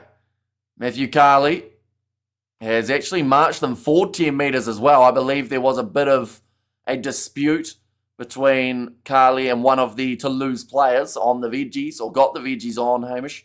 So here's Matthew. Absolute magnifique. Rotisserie lamb bar, says Ruth. Yeah, looks like Whainā Nuku may have actually taken a shot in the breakdown there, which is why he was holding his face. Wasn't the straightest throw, but no contest from Toulouse. Now Whainā Nuku straight back into the action. Big shot coming in from Joel Merkler. Now Ribbons moves up to 25 metres out. Toulon know that if they want a chance in this game, they have to score again relatively soon. Garbisi, in fact, score for the first time. And being down to 14 men for 10 minutes is Toulon. It's kind of a disadvantage that can cause you to lose, says Rory. Now back across to the left-hand side. Oh, a little bit slow in the way that he fell backwards there, Serubai. Hopefully He's going to be all right, but it was the big run from Jean-Baptiste Gru of Toulon. Now Lester Nuku, three-man tackle on him and an advantage to Match as well. Now Serin goes back across to Garbisi. Still under penalty advantage. Oh, sorry, Baptiste was the comment from Matthew Carley, who did slap him in the face after having his arm out for the penalty advantage. Right, Toulon now have to make their own decision. They've got a penalty within a kicking distance. Do they want to take 3 and still be down by 3, or do you go for the corner and try and get yourself within 1, maybe even take the lead if you get the conversion too? I think with the amount of time that they have defended here, they actually need some attacking time. So I think that a chance at a rolling maul wouldn't be an awful idea for Toulon. Now, it could completely backfire. They have taken plenty of 3s throughout the rest of the game. They will only be about maybe 15 metres out. Not quite getting the distance on as Yamane would have liked. Matthew, you're a farmer of chicken or beef. Says Roof. Will be falling off the bone and still nice and hot. Says Matthew. But now, chance again for the line out. Eating the whole roast before Roof arrives would be Roofless. And that's stolen by Toulouse. The bit of a risk that Toulon decided to take by going for the corner has not paid off. It means now Toulouse are able to clear their lines, and that is a very nice kick into touch. About 45 metres out now, Toulon. They just haven't been able to get their set piece firing throughout this match, and it has been costing them dearly. Yes, they just haven't had that same sort of momentum, I guess you could say. Now line out again for Toulon. It is going to be Evaldi with the line out throw. See there, Serobai and Julien Marchand both taken off the field. Niti and Malvaka are now making their way on. 23 minutes left. They want any chance. Wasn't the straightest, but once again, they did not have someone going up for it for Toulouse. Now backline movement. Garbisi goes for the kick in behind. One Cruz Malia cleans it up and does get driven towards the sideline, but he manages to find the ground. Oh, Toulouse just managing to keep that ball going back across on the inside to Merkler. Great stuff, Matthew, Aussie Lamb and Beef Yummy, says Ruth. Now rolling this one back again. It is going to be starting 9. Now they have got Naito Saito to make his way off the bench a bit later on, but for now it's been well controlled. In the starting lineup. But yeah, just that backline movement again.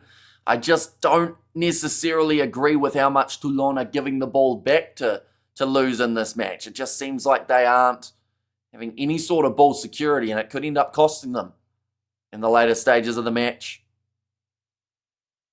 Now nicely thrown in by Toulon. This time the ball has gone to the ground. My dad had 10,000 sheep until one ended up in the oven. That's going to be now the penalty to Toulon. And now another choice. Fainanuku straight away says kick it for the corner.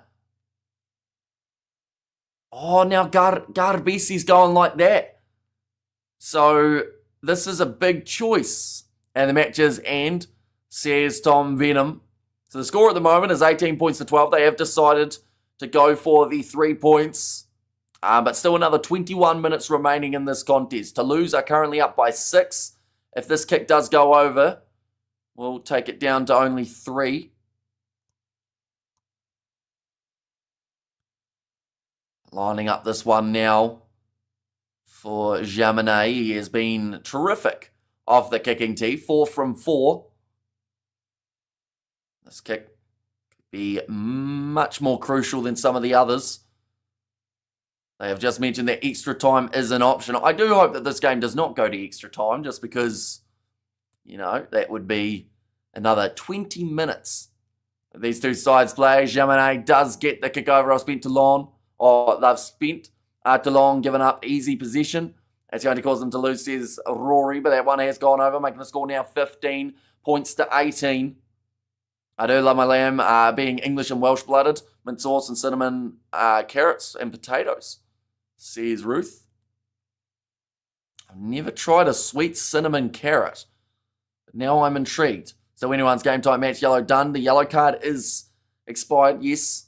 So just a quarter of the match to go, and anyone can win it from here. Rolling it back will be Baptiste Serin again. Put it high. Chance here around the halfway line. Good take from Ramos. Look for the offload to Kinghorn.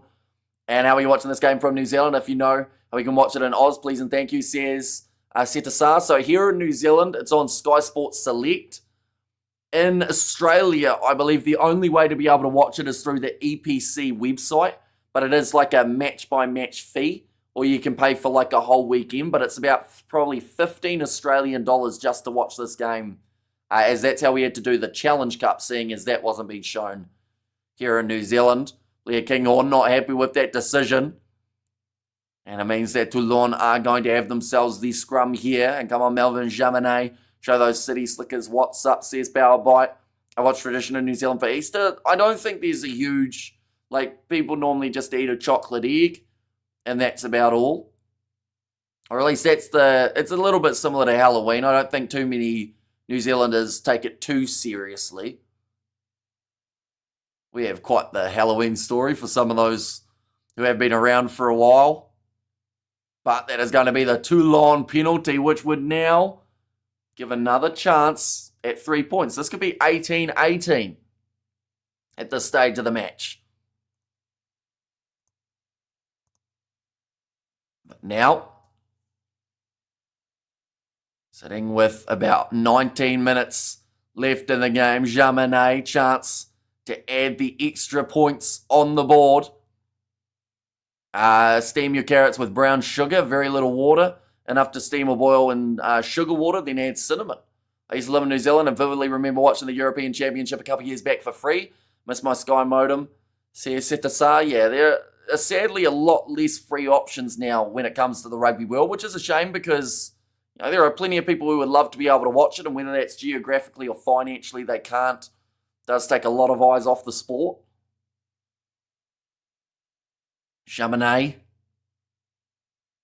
Oh, he started it a bit far, but it's coming round. Oh, it's gone over. What a kick that is from Jaminet. It was an extremely high one, but using the wind to his advantage. I get a chocolate egg just as Jesus taught us, and sweet cinnamon carrots. Anathema, says a Duncan in there too. But now 18-18 between these two sides. A lot of time remaining now. Roast potatoes and sweet carrots, delish with roast beef as well, says Ruth. Now it's going to be kicked off again. Nicely taken by Toulouse inside of the 22, Facundo Issa. Now, Baptiste Serin just making sure they are inside of the 22 before he does decide to kick this ball out on the full. And does get a nice angle to lose the side against going quickly. What's your prediction for the final? I reckon if Toulon make it through Bordeaux-Leinster, that would be a massive final. And I'm a little bit with you, I think. Bordeaux up against, like, Munster, they had some moments where it didn't seem like they had their foot fully down. And they were kind of breezing. And I think if they really go out there and try in the next game, they're going to be a handful for whoever wins this game. Definitely on neutral ground. If the score stays as it is, no one is going to lose, says Rory. Although we will, of course, get golden point time. Well, first, actually, extra time for an extra 20 minutes of this fixture. But I do think we're a long way from that. An amazing horse called Storm, says Rover. It's going to be kicked high. Looking to get that one. It was knocked on by Toulon, or at least I think it was. Looks like the ref has said it's going to be play on, though. Now, Pietro Malvaca, of course, an absolute tank of an individual when it comes to running the ball. This one, it is no different. That one has gone into touch, though. Still 16 minutes. Toulouse have scored 2 tries. Toulon have not got themselves any just at this point in time. Toulouse wins here. Leinster are going to scratch their heads, says Dennis. And goodness, it's coming down to the wire. My mum makes pickled cod and prawns in a beer butter sauce. Delicious, says Lilia B. Now thrown in again. Nicely taken by Toulon for Kandoise. He hasn't had a huge amount of carries throughout the second period of time. Being told to use it again. Baptiste Serin. Let's kick the ball high. Chasing after this one for Toulon was their left winger, I think it was. In fact, no, it must have been right winger. Galdrayan, as he didn't have the headgear on. Big shot on Merkler. Both Capuzzo and DuPont will be back for the semis. Says Dennis. Will they? If DuPont's back, that would be extremely impressive because originally he was going to be rolled out for about 6 months. That would mean that he's come back in only about 3. We have got there in Ireland. We get URC games free and generally one Champions Cup game when it's on. Like next week we have 3 games. Next Saturday, Clonard game, Bulls, Munster and Leinster, Ulster. Okay, so you get to see all of the Irish matches roughly free to air, which is pretty awesome. It's a little bit similar here in New Zealand, except we don't get the New Zealand games free to air. We get South African games free to air, which is a bit of a confusing one. But yeah, for the URC, we get to see the South African games free on TVNZ. Looks like Kinghorn is just getting a little bit of medical attention here after a bit of a cut has formed on his forehead. I think it was just the joining of the breakdown from one of the Toulon players gave him a bit of a gash.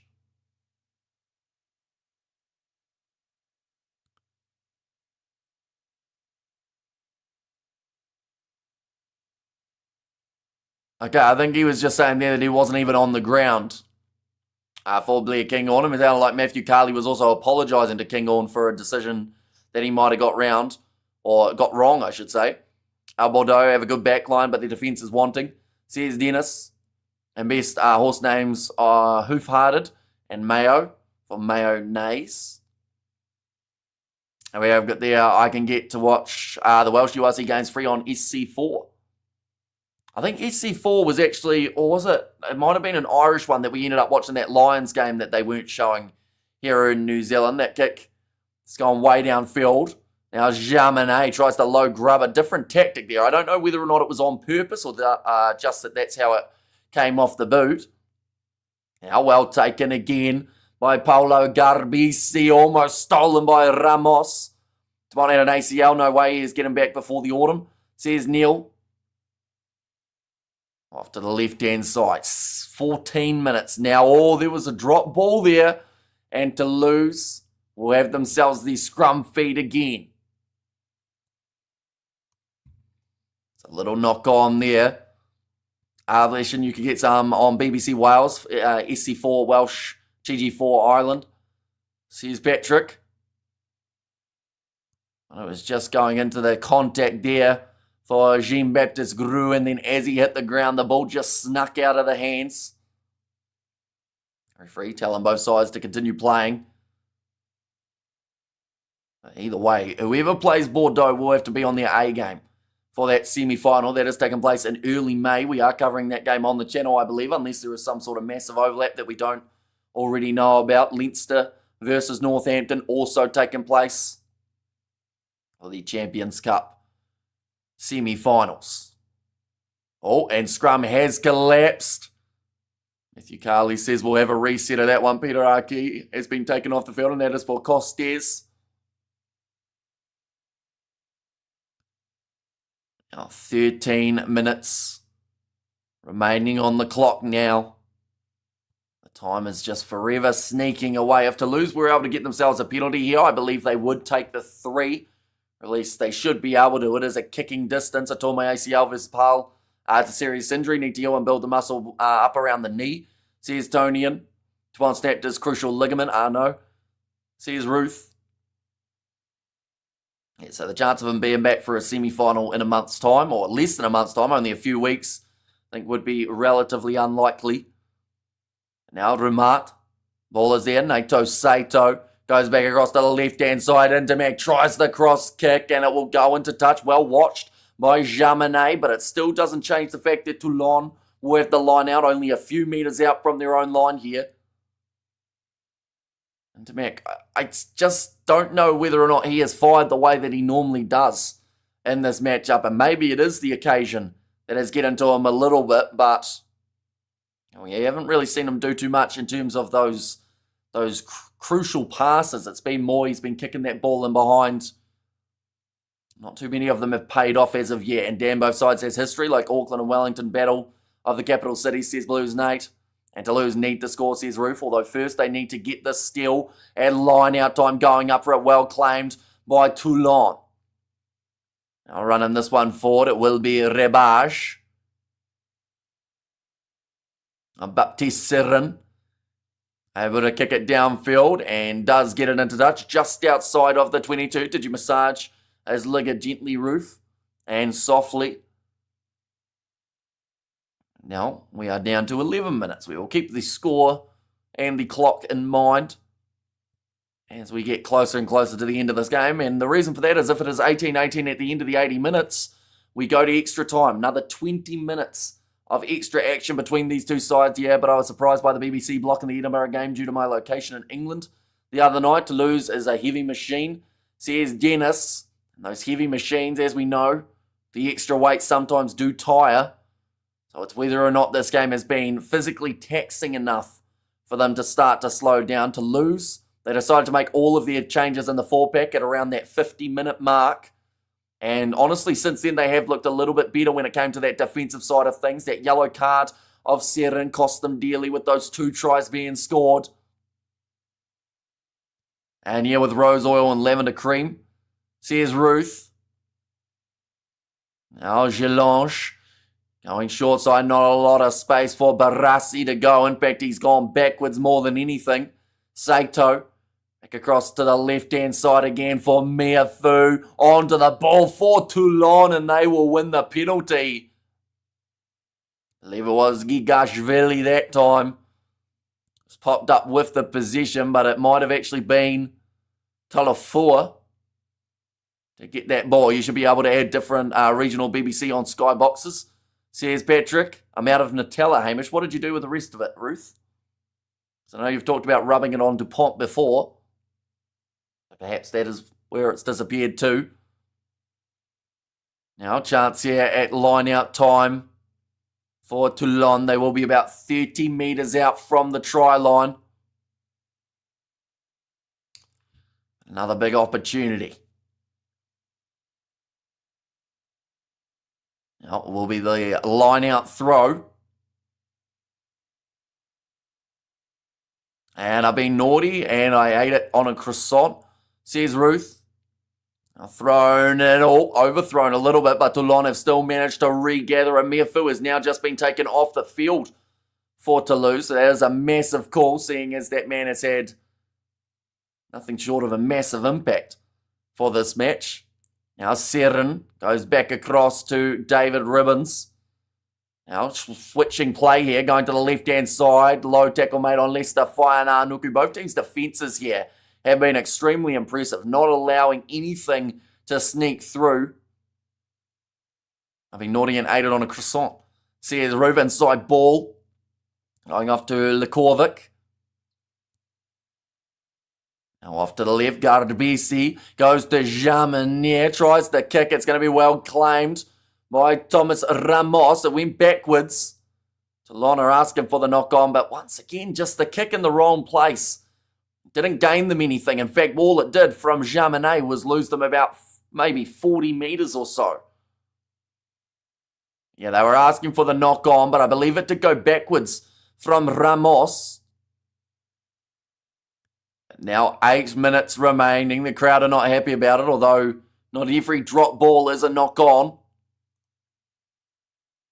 I think the Toulon coach is not happy with it either. Too long to drive to Geelong, says JD. No compete in that case from Matthew Carley. So that is why the line out is going to be all right to not be straight. Now 7.5 minutes left in this contest. Rolling maul still going forward. Ball is trapped and it's actually popped out on the side of Toulouse. Massive bit of work from one of the locks there. Now it's taken back, so no 50-22 attempt. That is great control from Gavin Villiers, who has put in the fend on Ramos, trying to go towards the sideline. And just driven out, nowhere to go for Celiviacio Talafua. 3 minutes, 3 73 minutes gone. 7 to go. They have golden points if it ends 18 all, says Blues Nate. I'm not even sure if it's golden point or whether it's just extra time. It might actually just be extra time, which is 20 more minutes for these two sides, which I'm not sure whether or not they will be keen on. Of course, this is by far the closest game of the Champions Cup that we have seen for the quarterfinals. And I think they'll be extremely fatigued if they have to play for a bit longer here. Like they've said, extra time, a distinct possibility. Gelange, going to be tackled low. Naito Saito going off to the left. Oh, Saito again going to roll this one back. It looks like he is going to be going for a box kick of his own off the right boot. And drew extra time. Says Blues Nate. Now Villiers can't quite get it. Slap backwards, knocked on by Toulon. Now Saito. Oh, some good skills from the big man Merkler to be able to hang on to that chip in behind from Intermac, and it's going to be knocked on by him. It looks like they're going back for the original scrum. Hamish is not only playing tonight, he is not, no. Missing from the Toulon side. There will be one very happy coach at the end of this game and one not so happy. And at the moment, Toulouse now have another opportunity to try and win that scrum penalty. Just one more to lose, says Ref. Yeah, I would say next points wins, but we can't guarantee that there won't be some sort of late penalty to the other team who are down at the moment once we do see someone score the 3, of course. Which does seem like it is not a mile away. 75 minutes through this game. Going down to the wire in what is a crucial match. Whoever wins this game, they will be taking on Bordeaux. Knock on, knockout, knock-ons. Nonu still plays like a beast at 42, says Matthew. And now Saito. Going to be a big push again from Toulon. I think it was knocked on. And in fact, the referee says too much rotation. Oh, little bit of push and shove there between the front rowers. I think Nettie there tried to invoke a reaction from Toulon's forward back, but didn't quite get the one he was after. Also, Jean-Baptiste Gru out there on the field now after replacing Gigashvili. In fact, Gigashvili is actually still out there, my apologies. He has played the full 75 minutes at the moment. They know how crucial he will be. Sitiano, he has yet to make his way onto the park. Still 4.5 minutes remaining. It is 18 all between these two teams. And any moment now could be the difference maker. Hello, Hamish and friends. Rather late than never, says Red. It is great to have you here. And if this one goes to extra time, we will still have another 20 minutes worth coming after this. But now Intermac going across to the left-hand side. Great tackle on Ramos. Got the offload up to Juan Cruz Malia. Offloads now to Lebel. Could you kindly get the light smashed it? Call the maintenance for repairs, says JD. So yeah, if you haven't already, be sure to hit that like button. There is a penalty now, though, to Toulouse. 4 minutes left. That is against Gigashvili, the man who I said they were keeping on the field for the full time. It's now being penalised. Well, I thought Toulon Scrum doing the biz. Ref thinks different, says Studs Rays. So now there's the decision. Ramos, I believe, will take on the 3. Penalties while Sierra's roof. And of course, Toulouse have actually gone to penalties before. That was up against Munster. But first, there would be extra time if we were even at the end of the 80 minutes. 50 metres out on the angle here for Thomas Ramos. This one has gone down to the wire. Blair Kinghorn looks like he is all strapped up. They've stopped the bleeding from the forehead, so he will be able to make his way back onto the field if they need him to. Although I don't know who that would be for, as Thais Lebel, not exactly a bad guy to have out there on the park. Ramos, he has set him 3 from 5. He has missed that one away to the side. And it is now going to be a 22 dropout for Melvin Jaminet, but that is a big mistake. Right. The timer's off again. They've decided to go for the subs. I wouldn't be surprised if Toulouse go for a quick drop kick here as soon as the goal line dropout, or sorry, the 22 dropout is taken. And Jaminet scored all of Toulon's points. It's claimed well around the halfway line. Passes across, a lot of open space. Time was still off though. I do my usual favour. I can always give him the double like. Says Matthew. No. Says Ruth. And Miss What an Egg says was there from Spider-Man. Yeah, he's sitting 3 from 6 today, which is really unlike the accurate kicker of Thomas Ramos, which does give Toulouse a bit of a chance. Toulon a bit of a chance. Getting back into it. Currently 2.5 minutes remaining. They're going to need a big penalty, turnover or something here for Toulon to just get onto the right end of the field. And very rare to see Ramos miss, and it's been happening on a crucial day here. It could be the difference between a win and a loss here. Now going to be kicked off here by Garbisi for the 22 dropout. Down towards the halfway line, Ramos decides to go straight to the up and under. 3 men running forward, beautifully taken by Garbisi, but a perfectly timed tackle from Anthony Gelange. Looks like Lester Nuku does have to play halfback, and they're searching for the ball. He has now managed to regather. 22 metres out from their own line, just setting up for the next kick of Baptiste Serin. They've decided against bringing Ben White onto the field just at this point, which was actually just asked by Tony, and I do see. But yeah, 2 minutes left and Serin is still out there. They may need him for extra time. I can only expect to lose with a 50% kicking record, says Rory. So it's a decent kick downfield from Serin, but it does still give the last chance, or at least you would think it would be close to the last chance for Toulouse on attack. Ramos, he will be not excited for another opportunity to kick at the post. Kinghorn, of course, decent accuracy. Into Mac as well can kick. It's possible for Toulouse win before the overtime. It is possible. They have got possession, 90 seconds left, and they are 40 metres out from the opposition line. This is where Andre Pollard wins for the box. And he doesn't miss such kicks. Says Dennis and Toulouse territory control. Toulon got to get out of their half. Yeah, they haven't for a very long time. Oh, bit of a counter ruck coming there. Now, Naito Saito. They're going to go to the box kick again here. This is an interesting choice from Toulouse. Drop ball from Gabin Villiers. And 5 metres out from the line now. Very risky play from Toulon. And Toulouse get the penalty. But once again, it is not a guarantee from the angle that they're at. Will they go for a drop kick, says Matthew? I don't know if they would in this case. They've got 45 seconds remaining. Gabin Villiers penalised for not releasing, and they will take the shot at the post. So for Ramos, he will have to go quite far back to create his angle. 30 seconds remaining in this contest. If the kick goes over, Toulouse move through to the next stage, and they will take on Bordeaux. If they do miss, which Ramos has done 50% of the time in this match, we go to extra time. Lord Chelsea 3, says Martin. Ramos will nail it, says John MC, although he hasn't been nailing them today. 50%. 3 from 6.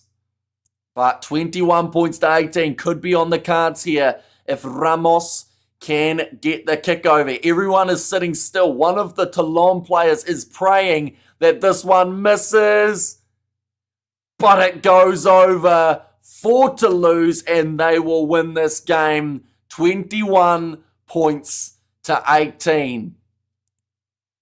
There were no missed kicks from Toulon when it matters, says Suds Rays, and that kick certainly did matter. Snuck inside the left-hand upright, and they will go through to the next stage of the competition, taking on Bordeaux in the Champions Cup semi-final. Winner of this match wins the Champions Cup, says Just Me, although they've got a tough road to the final. They have to beat Bordeaux in the semi and then take down either Leinster or Northampton in the next match. What a game, says Yanlu. Yeah, we're finally at a close game in the quarterfinals of the Champions Cup. Every other game being separated by minimum 20 plus points.